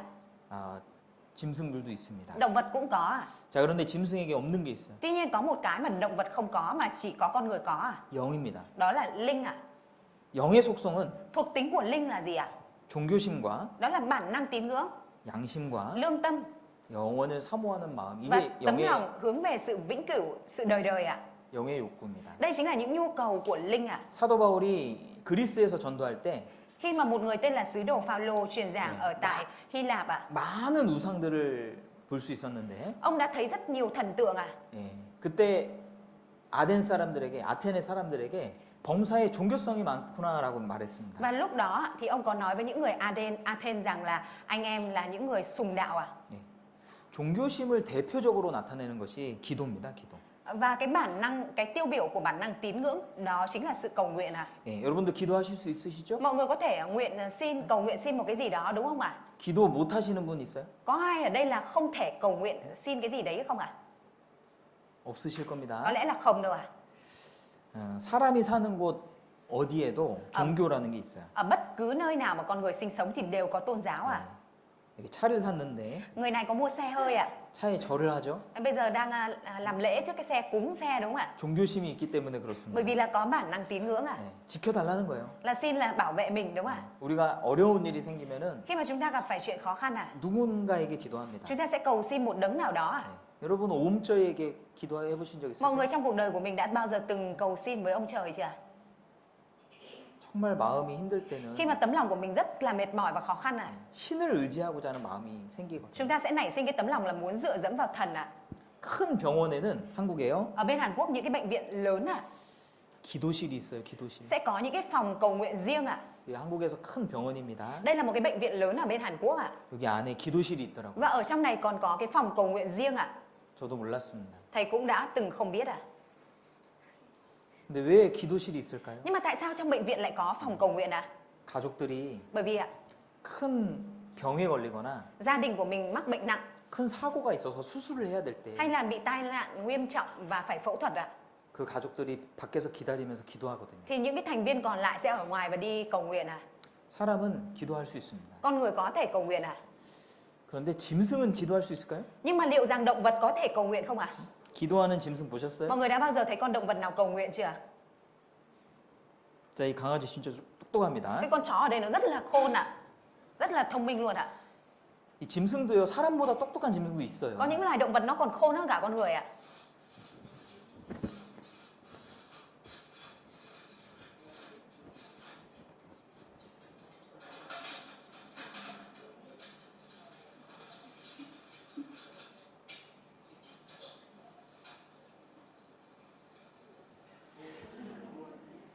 그런데 기도는 못해요. Nhưng mà nó không thể cầu nguyện 아무리 가르쳐줘도 기도 Cho 못합니다. dù mình dạy nó thế nào đi nữa thì nó cũng không thể cầu nguyện 이 원숭이가 자동차는 운전할 수 있는데 Con tinh tinh này nó có thể chạy xe hơi 강아지도 운전하더라고. Con chó nó cũng có thể chạy 그런데 기도 절대 못합니다. Nhưng mà nó lại tuyệt đối không có thể cầu nguyện 왜 그럴까요? Tại vì sao 종교심이 없어요. Tại vì nó không có bản năng tín ngưỡng 그건 영이 없기 때문에 그런 겁니다. Vì nó không có linh nên mới vậy 또 두 번째 속성이 양심인데 Và thuộc tính thứ hai của linh đó chính là lương tâm 양심은 마음에 새겨진 율법이라고 했습니다. Lương tâm được nói là luật pháp khắc ghi ở trong tấm lòng của con người 20년 전에 사람을 죽였어요. Người này đã giết người cách đây 20 năm trước 아무도 못 봤습니다. Không một ai chứng thấy không có một ai chứng kiến 그럼 감옥에 안 가도 돼요. Người này không nói ra thì không phải đi tù 그런데 tuy nhiên 밤마다 잠을 못 자는 거예요. Đêm nào người này cũng không ngủ được 양심에 걸려서. Bởi vì cảm thấy cắn rứt lương tâm 또 다른 사람입니다. Đây là một người khác 9년 전 죽은 형이 밤마다 꿈에 나타납니다. Một người anh chết cách đây 9 năm liên tục xuất hiện trong giấc mơ của mình 결국에는 경찰서에 스스로 갔어요. Nên rồi cuối cùng người này đã phải đến sở cảnh sát để tự thú 왜 이런 일이 있습니까? Tại vì sao lại có những chuyện như thế này xảy 사람은 ra 양심이 있거든요. Bởi vì trong con người có lương tâm 양심. Lương tâm 양심 어디 있어요? Lương tâm ở đâu 몸을 갈라도 양심은 못 찾아요. Mình có giải phẫu cái cơ thể này ra cũng không tìm thấy lương tâm 안 보이는 거예요. Mình không thấy được 그런데 확실히 있거든요. Tuy nhiên có một điều chắc chắn là có 짐승은요? Động vật thì sao 양심 있습니까? Động vật có lương tâm không 호랑이가 사슴을 물어 죽였는데 Con hổ này thì đã cắn chết một con hươu 양심의 가책을 느껴서 Nhưng mà nó cảm thấy cắn rất lương tâm quá 나 같은 호랑이는 죽어야 돼. Cái loại hổ như mình phải chết 그런 거 있어요? Có con hổ nào như vậy không 절대 없어요. Tuyệt đối không có 러시아에서 한 아저씨가 Ở bên Nga có một ông chú 새끼 곰을 주워가지고 키웠습니다. đã nhặt được một con gấu đen ở trên đường và đem về nuôi 근데 이 곰이 커가지고 Nhưng sau này khi mà con gấu này lớn lên 아저씨를 잡아먹었어요. nó đã bắt và thịt luôn ông lão này 실제 있었던 Đây 일이에요. là chuyện có thật đấy 그래도 Dẫu vậy 곰은 con gấu này 양심에 걸리질 않아요. nó vẫn không cảm thấy cắn rất lương tâm 양심이 없어요. Bởi vì nó không có lương tâm 사람이 무엇이냐면 Con người là gì 이 몸이 전부가 아닙니다. Con thể xác này không phải là tất cả 내 안에 있는 영혼. Mà bên trong mình còn có linh hồn 진짜 내가 이 안에 있는 거예요. Bản thân mình thực sự ở đây là linh hồn đang ở trong cơ thể này 또 사람에게 영혼을 사모하는 마음을 주셨습니다. Và Đức Chúa Trời, ông trời đã ban cho con người tấm lòng yêu mến sự đời đời 영혼을 사모하는 마음. Con người có tấm lòng yêu mến sự đời đời 사람은 영원히 살 수 있어요? Con người có thể sống đời đời không 못 살잖아요. Không mà, đúng 100년도 못 사는 인간이 Con người chỉ sống được khoảng 100 năm thôi 영원한 것을 알고 있어요. nhưng mà lại đang biết về khái niệm đời đời à? 우리 사랑 고백할 때 청년들이 뭐라고 합니까? Các thanh niên của chúng ta khi mà thổ lộ tình yêu thì nói gì ạ? 당신을 100년 동안 사랑하겠습니다. Anh sẽ yêu em 100 năm thôi. 충분한데 Nghe vậy là đủ rồi đúng không ạ? 안 돼요. Nhưng mà vẫn không cảm thấy thỏa mãn đúng không ạ? 100년 이러면 너무 부족해 보여요. Nếu mà nghe nói là 100 năm thôi thì cảm thấy thiếu đúng không ạ? 영원히, Mà phải nói là anh yêu em mãi mãi, 영원히가 좋잖아요. mãi mãi thích hơn đúng không ạ? 근데 왜 그런 생각이 있습니까? Nhưng mà tại sao con người lại có cái suy nghĩ như vậy à? 사람들은 뭐 오래 살고 싶어해요. Con người muốn sống lâu, muốn sống mãi ạ. 러시아, 중국 대통령이 모였습니다. Tổng thống Nga với lại Tập Cận Bình của Trung Quốc đã có một cuộc gặp mặt ạ. 이들이 72세예요. Và cả hai ông năm nay đều là 72 tuổi ạ. 이렇게 만나서 하는 얘기들이 이 마이크에 다 전달이 됐는데 Và cái cuộc đàm thoại của hai người này khi nói chuyện với nhau thì đều được thu vào trong mic ạ. 야, 인간이 이제 150세까지 살 수 있답니다. Hai ông nói với nhau là bây giờ loài người có thể sống đến năm 150 tuổi. 그리고 이제 앞으로 영원히 살 수도 있습니다. Và sau này chúng ta có thể sống mãi mãi. 예? 막 그런 얘기를 했어요. Nói chung hai người này nói về nội dung này ạ. 오래 살고 싶은 거예요. Tức là họ muốn sống lâu ạ. 사람들 마음속에 오래 살고 싶은 마음이 Trong tấm 있어요. lòng của con người có tấm lòng muốn sống lâu ạ. 아파도 오래 살고 싶다. Dù đau bệnh nhưng vẫn muốn sống lâu ạ. 바삐 살다 보니 104년 Sống bận rộn mới thấy 104 năm, 더 오래 살 거야. vẫn muốn sống lâu hơn nữa. 120세 너무 짧아요. 120 tuổi quá ngắn ngủi ạ. 얼마나 더 사시려고? Vậy thì cụ này còn muốn sống đến năm bao nhiêu tuổi nữa ạ? 112세 사셨는데 Cụ này là sống đến 112 tuổi rồi ạ. 영원히 살고 Nhưng mà 싶다. cụ vẫn muốn sống đời đời ạ. 왜 사람들 마음속에 영원히 살고 싶은 마음이 있어요? Tại vì sao ạ? Đó là bởi vì trong tấm lòng của con người có cái tấm lòng yêu mến và muốn sống đời đời ạ. 마음에 사모하는 것은 대상이 있는 겁니다. Tấm lòng của con người của chúng ta yêu mến và khao khát cái điều gì thì tức là nó có đối tượng đó trên thực tế ạ. 갈증이 나고 물이 마시고 싶으면 물이 있잖아요. Chúng ta khát nước và muốn uống nước là bởi vì thực tế có nước đúng không ạ? 내가 좋아하는 사람 있어요? Ví dụ như chúng ta có ai đó mình thích ạ. 존재하는 사람이에요. Đó là người thực tế tồn tại ở trên đời này ạ. 대상이 있다고요. Tức là có đối tượng ạ. 왜 영혼을 사모하는 마음이 있습니까? Tại vì sao chúng ta lại có cái tấm lòng yêu mến sự đời đời ạ? 영원한 곳이 있기 때문에 그런 Đó là 거예요. bởi vì có nơi đời đời nên mới vậy ạ. 사람은 Con người ạ, 보이는 육체가 전부가 아닙니다. không phải là cái thể xác mà chúng ta đang thấy này là tất cả đâu ạ. 하나님을 닮은 형상이 있어요. Bên trong chúng ta có hình ảnh giống với Đức Chúa Trời ạ. 죽음이라는 것은 Cái chết à? 육과 영혼이 분리되는 것을 말해요. Cái chết ở đây là nói về sự phân ly giữa thể xác và linh hồn ạ.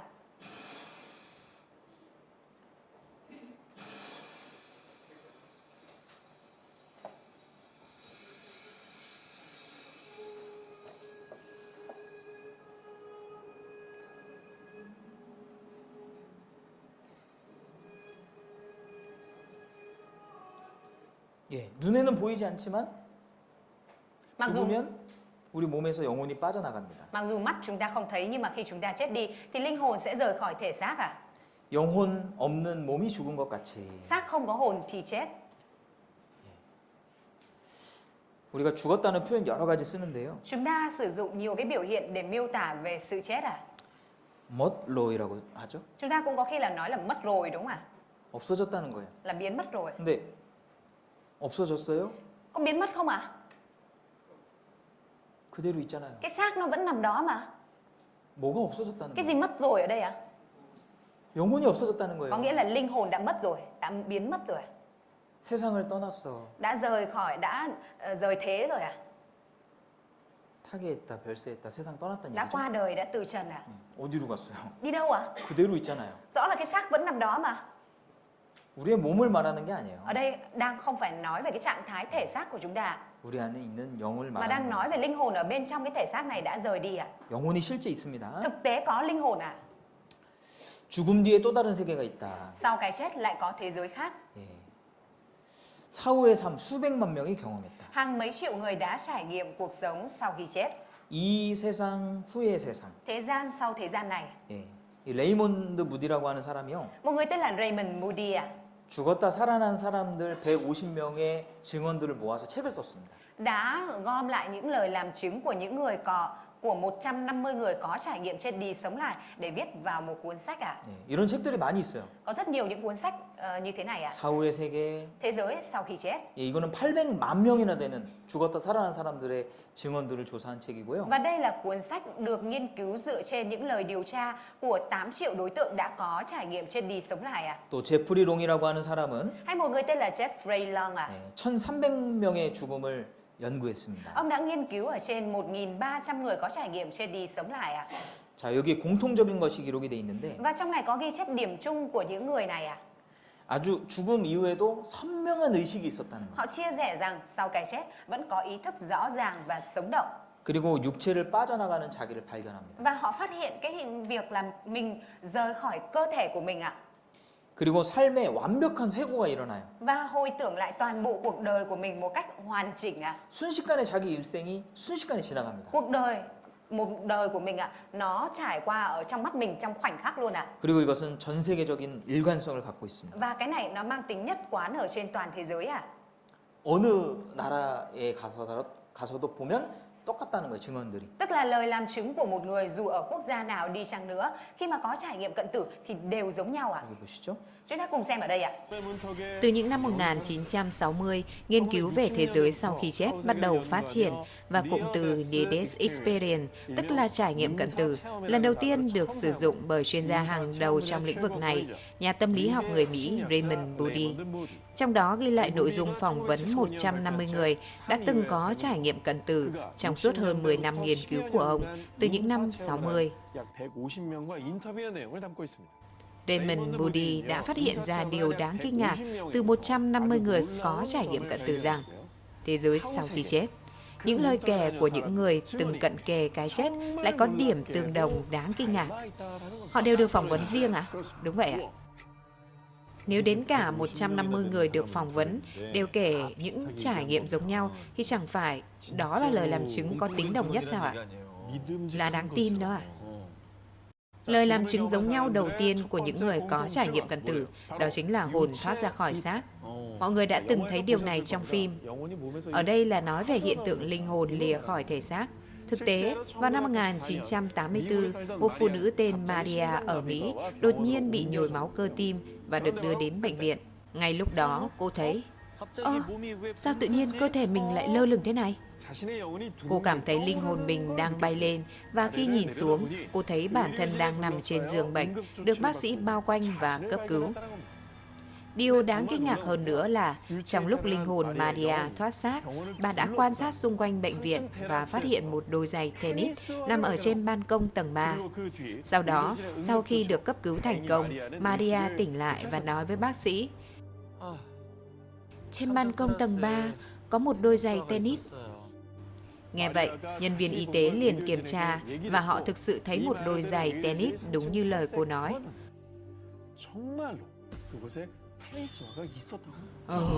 Thực sự nổi cả da gà.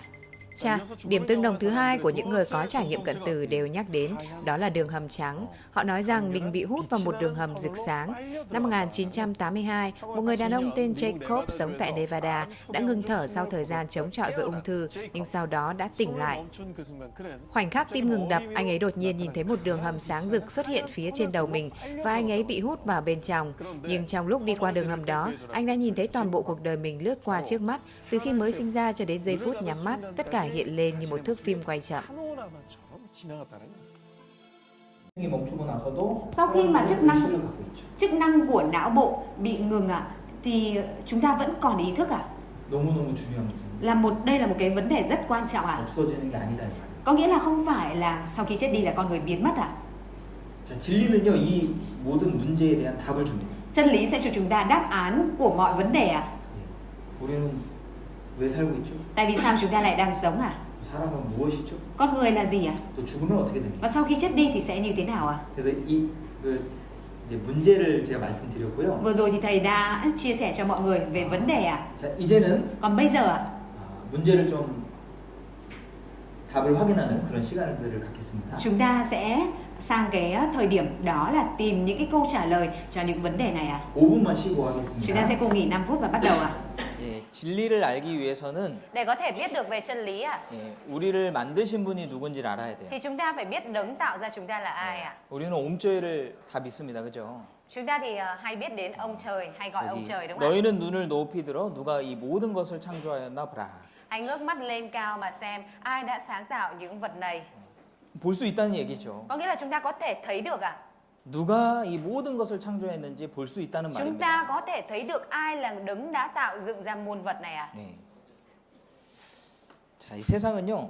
Thế gian này 보이는 것이 전부가 아니죠. những cái chúng ta thấy được nó không phải là tất cả đúng không ạ? 이게 물에 떠 있는 바다에 떠 있는 빙하입니다. Đây là tảng băng nổi ở trên mặt nước 빙하의 밑에는 더 엄청난 것들이 있어요. Ở bên dưới cái lớp mặt biển này có một cái khối khổng lồ ở bên dưới nữa 눈에 보이는 것은 22%밖에 안 된답니다. Những cái mà mắt chúng ta thấy được ở trên thế giới chỉ chiếm khoảng 22% 보이지 않는 것이 더 많다는 거죠. Có nghĩa là những cái mà chúng ta không thấy được nhiều hơn rất nhiều 그러니까 보이지 않아서 없다라는 것은 안 되는 거예요. Nhưng 없는 거예요. có nghĩa là chúng ta không được nói rằng vì không thấy nên không có 하나님도 보이지 않지만 Mặc dù ông trời chúng ta không thấy được 존재합니다. nhưng vẫn tồn tại 우리 손에 Trên tay chúng ta 세균 보여요? Mình có thấy con vi khuẩn đang bò lúc nhúc trên này không ạ?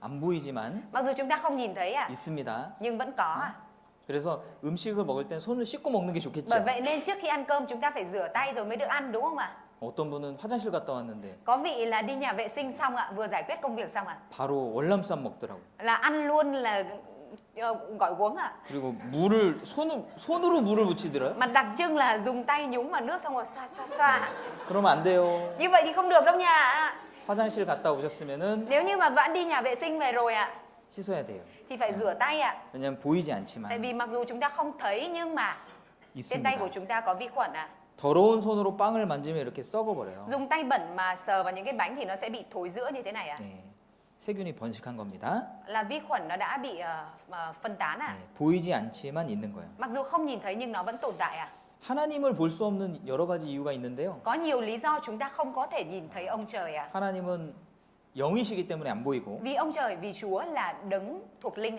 하나님은 너무 크신 분이라 안 보여요. Nên chúng ta không thấy được. Và vì Chúa là đấng rất to lớn nên chúng ta không thể thấy được 여기 개미가 코끼리 볼 수 있을까요? Liệu rằng một con kiến đang bò ở trên con voi có thể nhìn thấy con voi hay không 못 봅니다. Nó không thể thấy được 네, 개미한테 이렇게 보이겠죠. Thứ mà con kiến thấy được chỉ là cái này 개미가 지나가니 코끼리 위에서 이렇게 지나가는 거예요. Nó đang bò ở trên mình của một con voi 볼 수가 없습니다. Nhưng nó không thể thấy được con voi 또 사람의 눈은 불완전하기 때문에 Và vì mắt của con người không hoàn hảo 모든 것을 다 볼 수가 Nên 없어요. không phải là con người của chúng ta có thể thấy được mọi thứ 예, 맨눈으로 태양을 1분 이상 볼 수 있을까요? Có quý vị nào ở đây có thể dùng mắt mình nhìn trực tiếp lên mặt trời hơn 1 phút không 불가능하죠. Đó là điều bất khả năng 우리 눈으로 모든 걸 볼 수 있는 게 아닙니다. Không phải mắt của chúng ta có thể thấy tất cả mọi thứ đâu 그래서 눈으로 볼 수 없는 것들을 보게 하는 매개체가 있죠. Bởi vậy nên có những cái vật trung gian giúp cho chúng ta có thể thấy được những cái mà mắt chúng ta không thấy được 세균은 Vi khuẩn 현미경으로 볼 수 있고 thì có thể thấy được thông qua kính hiển vi 별은 Sao 망원경으로 볼 수 Có 있고 thể thấy được thông qua kính thiên văn học 전파는 매개체, 전자기기를 통해서 볼 수가 있는 거예요. Sóng thì có thể thấy được thông qua những cái vật phát sóng 하나님은 Và Đức Chúa Trời 만물과 성경을 통해서 볼 수 있습니다. chúng ta có thể thấy được thông qua sách kinh thánh và muôn vật 자, 그의 영원하신 능력과 신성이 그 만드신 만물에 분명히 보여 알게 된다. Ở trong sách kinh thánh có một câu nói rằng là những gì về Đức Chúa Trời mà mắt trần không thấy được, tức là quyền năng đời đời và thần tính thuộc về Ngài. Ngay từ buổi sáng tế người ta đã nhận thức rõ ràng khi quan sát các tạo vật của Ngài. 우리가 만물을 보면요. Tức là nếu như mà chúng ta quan sát muôn vật 이거는 절대 저절로 될 수 없다라는 것을 알게 되는 거예요. chúng ta có thể biết được rằng tuyệt đối những thứ này không có thể ngẫu nhiên mà có được 네. 자, 이게 몽골에 가면은 볼 수 있는 거북이 바위인데요. Đây chính là một tảng đá rùa có thể thấy được ở bên Mông Cổ 네, 이건 누가 만든 게 아닙니다. Cái này không phải là do một ai đó tạo ra 저절로 된 거예요, mà cái này 저절로. là tự nhiên 이거는 한국에서 모자를 쓰고 있는 바위라고 부르는데 Cái tảng đá này ở bên Hàn Quốc gọi là tảng đá đội nón 이건 일본에 있는 바위입니다. Còn đây là tảng đá voi ở bên Nhật Bản 코끼리 닮았죠? Trông nó giống con voi đúng không 이런 건 저절로 된 거고 Những cái này nó là tự nhiên 이거는요. Còn cái này 정교한 것, 규칙을 갖고 있는 것. những cái gì rất là tinh tế và nó có quy tắc à? 예, 이런 것들은 저절로 될 수가 없어요. Thì không thể nào mà tự nhiên mà có được à? Ngẫu nhiên mà có được à? 당연히 살아있는 생명체는 저절로 될 수가 없는 겁니다. Vậy thì đương nhiên một sinh vật thể sống thì không có thể nào mà tự nhiên mà có à? 이거 보세요. Mọi người nhìn cái này xem ạ. 일본에서 종이접기를 아주 잘하는 사람이 있더라고요. Ở bên Nhật Bản có một người gập giấy rất giỏi à? 예, 이 접는 거 보세요. Mình nhìn họ cách họ gập xem ạ.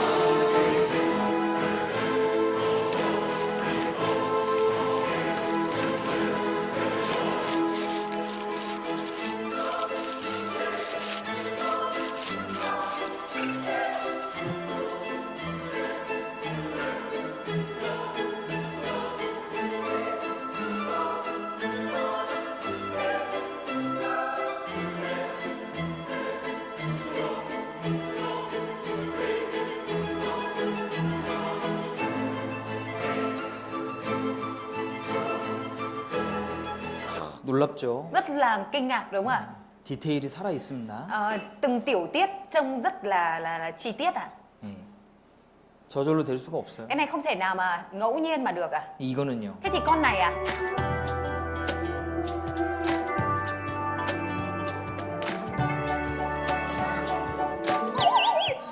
사람들이 이거는 신기해하는데 Con người ta thì thấy cái này thần kỳ à? 이건 별로 감흥이 없어요. Nhưng mà với cái con thật này lại không có cảm xúc gì mấy à? 사실은 이게 더 Nhưng 훨씬 mà 더 thực tế là 신기한 cái này 거죠. nó tinh xảo hơn rất là nhiều à? 저절로 될 수가 없는 거예요. Không thể nào mà tự nhiên mà có được à? 너무너무 복잡합니다. Bởi vì nó rất là phức tạp à? 이런 꽃 한 송이도 Kể cả một bông hoa như thế này à? 저절로 될 수가 없어요. Không thể nào mà tự nhiên mà có à? 아름답잖아요. Trông rất là đẹp đúng không 네. ạ? 아름다운 것은 저절로입니까? Cái gì đẹp ạ? Có phải là ngẫu nhiên mà được không ạ? 사람도 꾸며야 아름답죠. Kể cả con người của mình phải tô điểm vào thì mới xinh được đúng không ạ? 그렇지 않아요? Đúng không ạ? 뭔가 노력이 있어야 아름다워지는데. Phải có cái sự nỗ lực thì mới đẹp được đúng không ạ? 원숭이 닮았죠. Trông giống con khỉ đúng không ạ? 네. 원숭이를 만드신 분이 이 꽃을 만드셨을 Có nghĩa là 거예요. đấng tạo ra con khỉ đã tạo ra cái bông hoa khỉ này ạ. 네. 발레리나 꽃. Bông hoa múa ba lê ạ. 애기 같죠. Giống như em bé ở trong khăn quấn đúng không ạ? 이건 금호초라는 꽃인데 Đây là một loại hoa rất đặc biệt ạ. 네. 이렇게 시들면 이렇게 해골바가지가 됩니다. Nếu như mà héo đi thì nó trông như cái đầu nâu ạ. 입술꽃도 있어요. Bông hoa môi ạ. 뭐가 진짜 입술입니까? Đâu mới là môi thật đây ạ? 자, 시간이 없어서 Vì không có thời gian à? 중요한 것 몇 가지만 보여드릴게요. Nên thầy sẽ cho mọi người xem một vài cái quan trọng trước mắt ạ.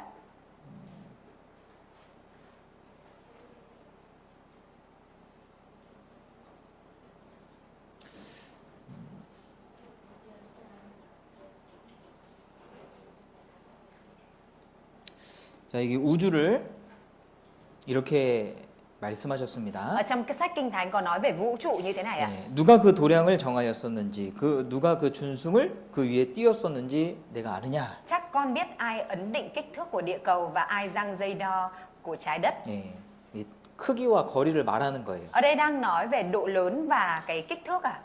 자, 이 태양과 và cái 달이 độ dài 있습니다. à?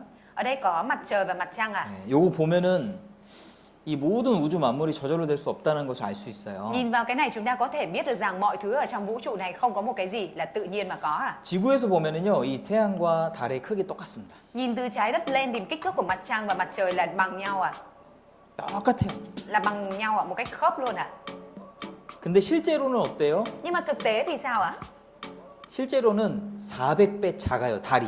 Thực tế là mặt trăng nhỏ hơn mặt trời 400 lần à? 400배가 얼마나 작은 거냐면 Nhỏ hơn 400 lần là khoảng như thế nào đây ạ? 2분의 1입니다. Đây là nhỏ hơn 2 lần à? 4분의 1입니다. Nhỏ hơn 4 lần à? 10분의 Nhỏ 1입니다. hơn 10 lần à? 100분의 Nhỏ hơn 1입니다. 100 lần à? 보여요? Mình có thấy nữa không ạ? 보여요? Thấy không ạ? 보이네. Vẫn 400배. thấy 400 lần đấy ạ?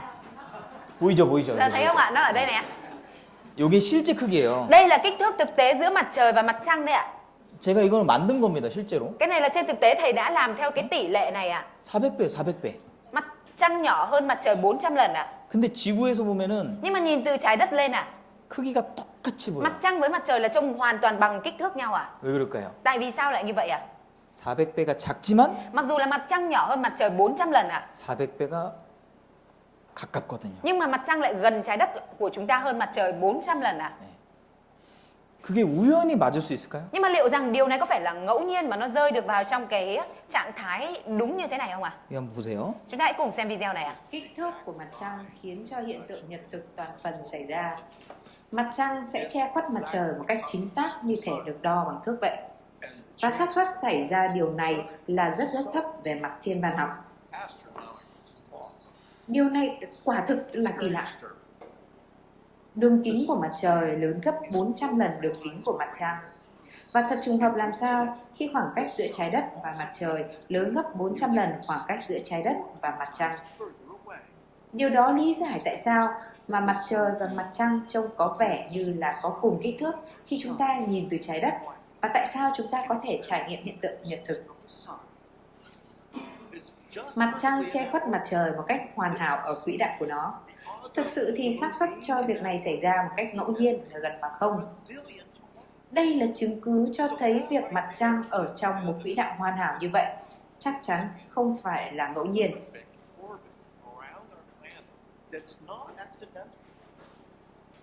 Để có được hiện tượng nhật thực thì mặt trăng phải có kích thước đúng bằng kích thước của nó mà chúng ta biết là 3.476 km.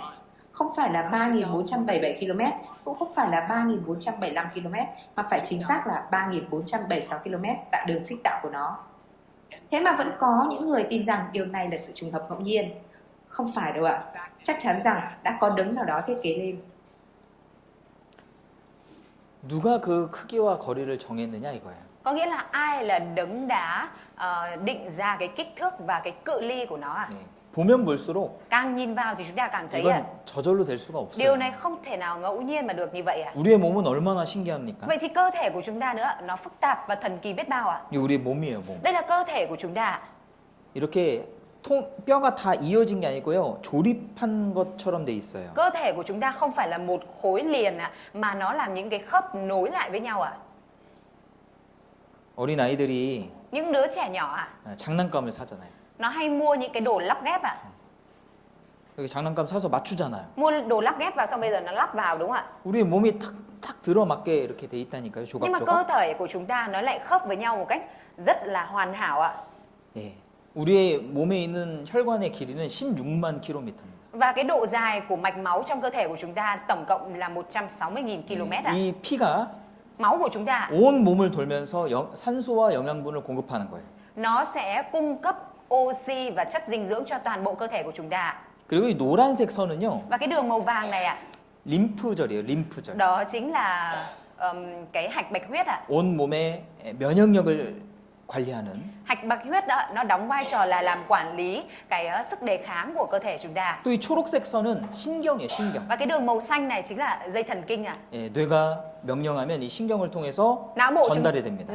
chúng ta khi mà ra lệnh thì nó sẽ truyền qua dây thần kinh để chỉ thị ạ. 그래서 온 몸을 움직일 수가 있는 Nên nó 거예요. giúp cho cơ thể của chúng ta có thể hoạt động và di chuyển ạ. 감각을 느끼고. Giúp cho chúng ta có thể có cảm giác ạ. 엄청나게 복잡하다고요. Cơ thể của chúng ta nó rất là phức tạp ạ. 이게 저절로 되겠어요? Liệu rằng những cái này có phải là tự nhiên ngẫu nhiên mà có không ạ? 우리가 숨을 쉬면 Khi mà chúng ta hít thở ạ, 산소만 흡수가 돼요. khi mà chúng ta hít thở thì phổi của chúng ta nó chỉ hấp thụ mỗi oxy thôi ạ. 이 공기 중에 산소만 있는 거 아닙니다. Trong không khí của chúng ta không phải là chỉ có mỗi oxy ạ. 공기 중에 제일 많은 게 뭐예요? Trong không khí nhiều nhất là cái gì ạ?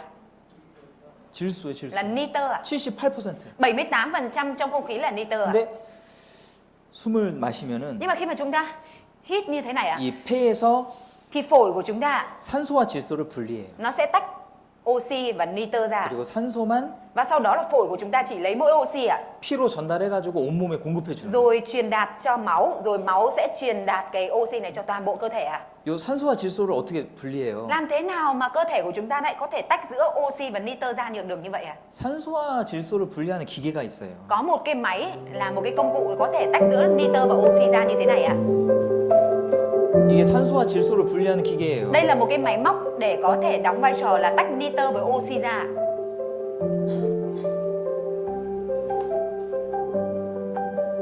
이 팔더라고요 이게 người ta, 5억 동. 5억 동. người ta bán cái máy này với giá là 500 triệu đồng ạ. 네. 근데 여기 5억 동짜리가 들어있죠. Nhưng mà trong cơ thể của mỗi người chúng ta đang có 500 triệu đồng đấy ạ. 하나님 주셨잖아요. Đức Chúa Trời, ông trời đã ban cho chúng ta miễn phí đấy ạ. 이 원리는 이제 그 질소와 산소가 액화점 이게 액체로 바뀌는 그 온도가 다르기 때문에 그 차이를 이용해서 분리합니다. Nói chung ạ, người ta sử dụng cái nguyên lý đó là cái dạng thể lỏng của hai cái này, khi mà nó biến đổi thành dạng thể lỏng, nó sẽ có cái thời gian chênh lệch với nhau, nên người ta sẽ tận dụng cái sự chênh lệch này để tách hai cái này nó ra. 하여튼 복잡해요, 그죠? Nói chung là rất phức tạp. 근데 우리는 그냥 저절로 되잖아요. 저절로. Cơ thể của chúng ta nó đang tự động có thể làm được điều này đúng không ạ? 자, 우리 혈관을 다 이렇게 전시를 해놨습니다. Người ta 그래서 đã trình bày cái mạch máu trong toàn bộ cơ thể của chúng ta như thế này ạ. 16만 킬로래요. Độ dài của nó là 160.000 km ạ. 한 사람 몸에서 나오는 혈관의 길이가 Độ dài mạch máu ở trong cơ thể của một người ạ. 지구를 한 바퀴 도는 게 4만 킬로입니다. Đi vòng quanh trái đất mất có 40.000 km thôi ạ. 엄청나게 많은 혈관들이 있는 거예요. Tức là bên trong cơ thể của chúng ta có vô vàn mạch máu như thế này đang phân bổ ạ. 이 인체를 보면 너무너무 Nhìn 신기합니다. vào cơ thể người của chúng ta có thể thấy rất thần kỳ ạ. 자, 여기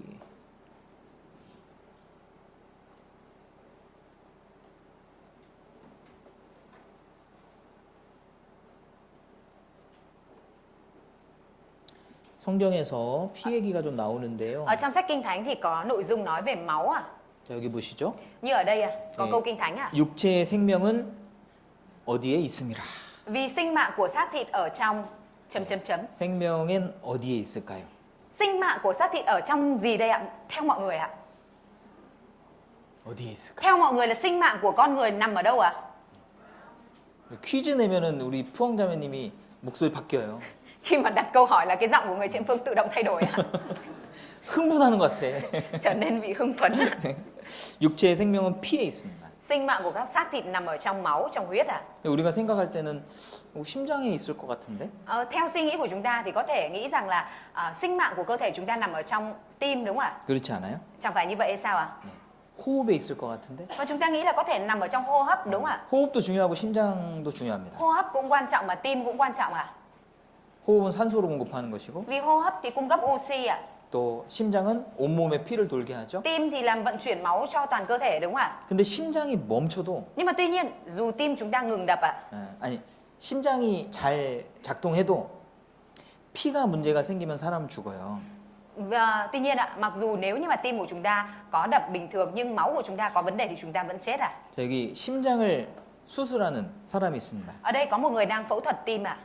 심장을 수술해야 되니까 심장을 멈춰놔야 돼요. Vì phẫu thuật tim nên người này sẽ phải làm cho tim ngừng đập ạ. 기계로 심장의 역할을 대신합니다. Và lúc đó thì sẽ có một cái máy móc đóng vai trò thay tim ạ. 살아 있어요. Người này vẫn sống dù tim ngừng đập ạ. 심장 뛰는 기계 있죠. 띠띠띠띠 Có một cái 기계. máy để đo cái nhịp tim đúng không ạ? 네. Tít tít tít 거기에 tít tít. 심장 박동수가 멈췄습니다. Ở trên cái máy đó nó đang hiển thị là cái nhịp tim là một hàng ngang ạ. 근데 살아 있어요. Tuy nhiên người này vẫn sống ạ. 보세요. Chúng ta Phẫu cùng xem thuật ạ. thay van tim yêu cầu phải can thiệp trực tiếp vào bên trong tim. Do đó, việc ngừng tim trong quá trình phẫu thuật là điều cần thiết tuyệt đối ạ. Tim, cơ quan quyết định sự sống. Tim đã ngừng đập.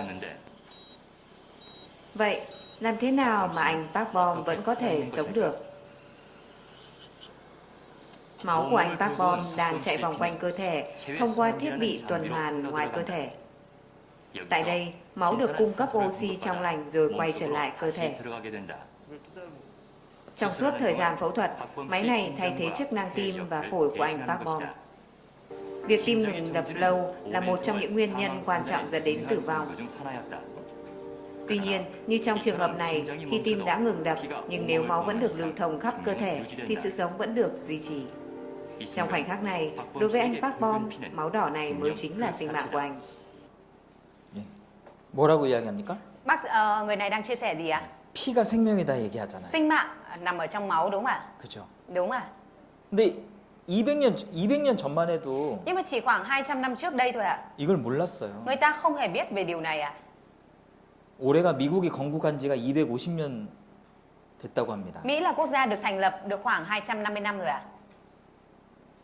미국의 초대 대통령이 조지 워싱턴이거든요. Vị tổng thống đầu tiên của Mỹ là George Washington ạ. 예, 이 사람이 왜 죽었냐면 Tại vì sao người này lại chết ạ? 피를 너무 많이 뽑아 죽었어요. Đó là người này đã bị rút nhiều máu quá nên chết ạ. 예, 당시에는 피를 뽑으면은 나쁜 피가 나오기 때문에 병을 고칠 수 있다라고 믿었습니다. Thời đó người ta tin rằng nếu như mà loại bỏ máu xấu trong cơ thể thì sẽ giúp cho cơ thể khỏe mạnh ạ. 그래서 의사들이 Nên là lúc đó các bác sĩ điều trị cho tổng thống 이렇게 피를 뽑아줬거든요. đã rút máu cho tổng thống ạ. 한 2리터 정도 đã 뽑았다고. rút khoảng 2 lít máu của tổng thống à? 그래서 죽었어요. Bởi vậy nên tổng thống đã chết à? 사람 몸에는요 한 5리터 정도의 피가 있다. Trong cơ thể của con người có khoảng 5 lít máu à? 2리터 정도 뽑으면 죽어요. Rút 2 lít máu là chết đấy ạ. 예. 근데 이 당시에 미국의 의사들도 그걸 몰랐다는 거예요. Nhưng mà điều này mang theo ý nghĩa là kể cả thời đó các bác sĩ người Mỹ cũng không biết được rằng là sinh mạng của con người nằm ở trong máu à. 성경은 훨씬 더 오래전에 그것을 기록하고 Nhưng 있거든요. mà trong sách Kinh Thánh lại ghi chép về điều này từ rất lâu trước đó rồi ạ. 3,500년 전에. Từ 3.500 năm trước đã ghi chép về sinh mạng của con người nằm trong máu à. 육체의 생명은 피에 있다라고 기록하고 있어요. Sách Kinh Thánh đã ghi chép rằng sinh mạng của con người nằm ở trong máu à. 모든 생물은 그 피가 생명과 일체라. Vì sinh mạng của mọi xác thịt ở trong huyết của nó. 피가 중요한 거예요. Máu là quan trọng à. 성경은 사실이고 Sách Kinh Thánh là sự thật à. 하나님이 우리를 만드셨기 때문에 Và vì Chúa đã tạo ra chúng ta 그것을 알고 있는 거예요. nên Ngài biết rõ về điều này à. 자, 이것도 한번 보실까요? Chúng ta sẽ cùng xem cái này nữa à. 창세기에 보면은 Ở trong sách Sáng Thế Ký à, 이런 말씀이 있어요. có một lời Kinh Thánh như thế này à. 땅의 모든 짐승과 공중의 모든 새와 땅에 기는 모든 것과 바다의 모든 고기가 너희를 두려워하며 Tất cả các loài thú trên đất, các loài chim trời, các loài bò sát trên đất, các loài cá biển đều sẽ kính sợ các con. 모든 짐승들은 Ở đây có nói rằng tất cả mọi loài động vật 사람을 무서워한다는 거예요. đều sợ con người ạ. 진짜 그런지 실험을 해봤습니다. Và người ta đã làm thí nghiệm xem thực tế có phải là vậy không ạ? 여기 이제 아프리카예요. Ở đây là châu Phi ạ. 짐승들에게 사자 소리를 들려주고 Đầu tiên ạ, 사람 소리를 들려줬어요. người ta cho các con động vật này nghe thấy tiếng sư tử, rồi sau đó là cho các con động vật nghe thấy tiếng người ạ. 근데 사자 무섭잖아요. Con sư tử thì rất là sợ đúng không ạ? 사자 소리 지를 때는 조금 도망가고 말아요. Khi mà nghe thấy tiếng sư tử gầm ạ, thì mấy con này nó chỉ chạy một chút xong nó lại dừng lại 근데 ạ. 사람 소리가 들리면 Nhưng mà khi mà nghe thấy tiếng con người ạ, 엄청 정신없이 도망가요. nó chạy mất hút luôn ạ.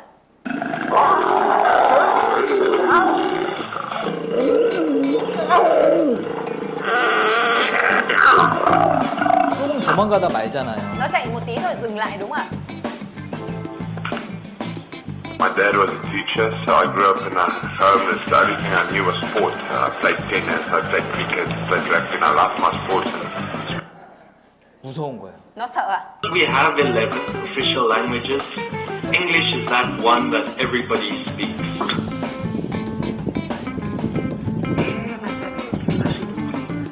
And Wales. 그러면 사자랑 사람이 만나면 어떻게 될까요? Thế nếu vậy thì giữa sư tử và con người mà gặp mặt thì thế nào ạ? 사자랑 사람이 싸우면 누가 이길까요? Con sư tử với con người mà đánh nhau con nào thắng à? 당연히 사자가 이기죠. Đương nhiên là con sư tử thắng rồi đúng 아니, không ạ? 사자가 무서워요. 사람이 무서워요. Sư tử sợ hơn hay con người sợ hơn ạ? 근데 이 사자한테 사람이 달려가잖아요. Thế nhưng mà con sư tử này khi mà người ta chạy tới con sư tử ạ, 그럼 어떻게 될까요? mọi người thấy nghĩ rằng nó như thế nào ạ? 사자 도망가요. Con sư tử này nó lại chạy mất dép à? 한번 보세요. Chúng ta cùng xem nhé. If she decides to attack, she could easily take out Kim too. But his own safety is the last thing on his mind. I'm gonna have to interfere here. I'll do what I can to chase these bloody things out.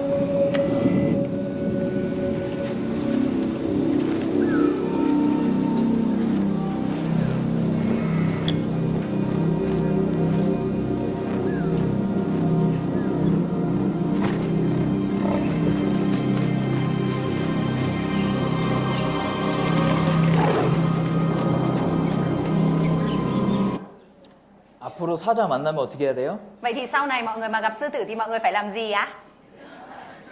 달려가면 돼. Mọi người chỉ cần chạy đến hướng nó là được. 사람을 무서워한다고 했거든요. 창세기. Ở trong sách Sáng Thế Ký có nói là các loài động vật thì sợ loài người à? 그거는 하나님이 그렇게 만든 거예요. Có nghĩa là Đức Chúa Trời đã tạo ra như vậy à? 아니 사람 뭐가 무서워요? Con người thì có gì mà sợ à? 안 무섭잖아요. Đâu có sợ đâu đúng không ạ? 어? 싸움도 못 하는데. Có đánh nhau được đâu mà sợ? 뭐 사자를 물어 뜯을 겁니까? Cũng đâu có cắn xé được con sư tử đâu đúng không ạ? 안 무섭잖아요. Đâu có sợ gì đâu đúng không ạ? 하나님 그렇게 만드셨거든요. Nhưng mà Đức Chúa Trời đã tạo ra nó như vậy à? 이 성경에 Ở trong sách Kinh Thánh à, 하나님이 계시다고 하는 많은 증거들이 있습니다. có rất nhiều chứng cứ cho thấy về sự tồn tại của Đức Chúa Trời à. 하나님은 무조건 믿으라고 절대 하지 않으셔요. Đức Chúa Trời tuyệt đối không nói với chúng ta là hãy tin một cách vô điều kiện à. 너희는 여호와의 책을 자세히 읽어보라. Hãy tìm trong sách Đức Giê-hô-va và đọc. 자세히 읽어보고 Nếu như mà chúng ta đọc kỹ à, 믿을만 하면 믿으라는 거예요. thì có điều gì đáng tin thì hãy tin à. 성경은 특별한 것이 무엇이냐면 Điều đặc biệt của sách Kinh Thánh là gì ạ? 확인할 수 있다는 겁니다. Đó là sách Kinh Thánh chúng ta có thể kiểm tra, kiểm chứng được ạ.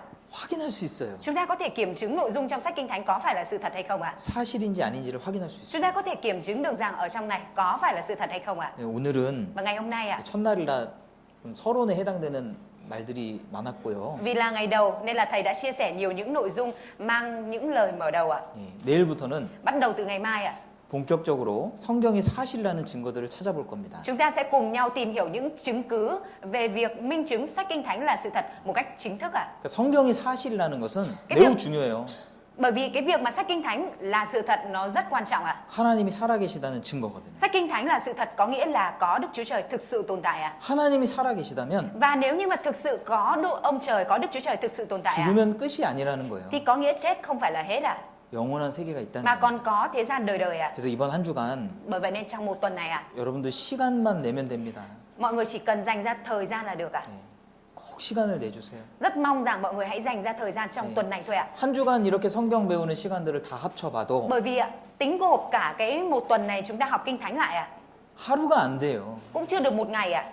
여러분 우리 쉬는 날 주일날 뭐 하셔요? Bình thường một ngày chủ nhật ở nhà mình nghỉ mình làm gì ạ? 쉬는 날 보통 뭐 하세요? Bình thường nghỉ ở nhà một ngày mình làm gì ạ? 하루 놀면 Chơi một ngày ạ. 예, 하루 놀면 시간 금방 가잖아요. Chơi một ngày thời gian trôi qua rất nhanh đúng không ạ? 하루 시간 아무것도 아니죠.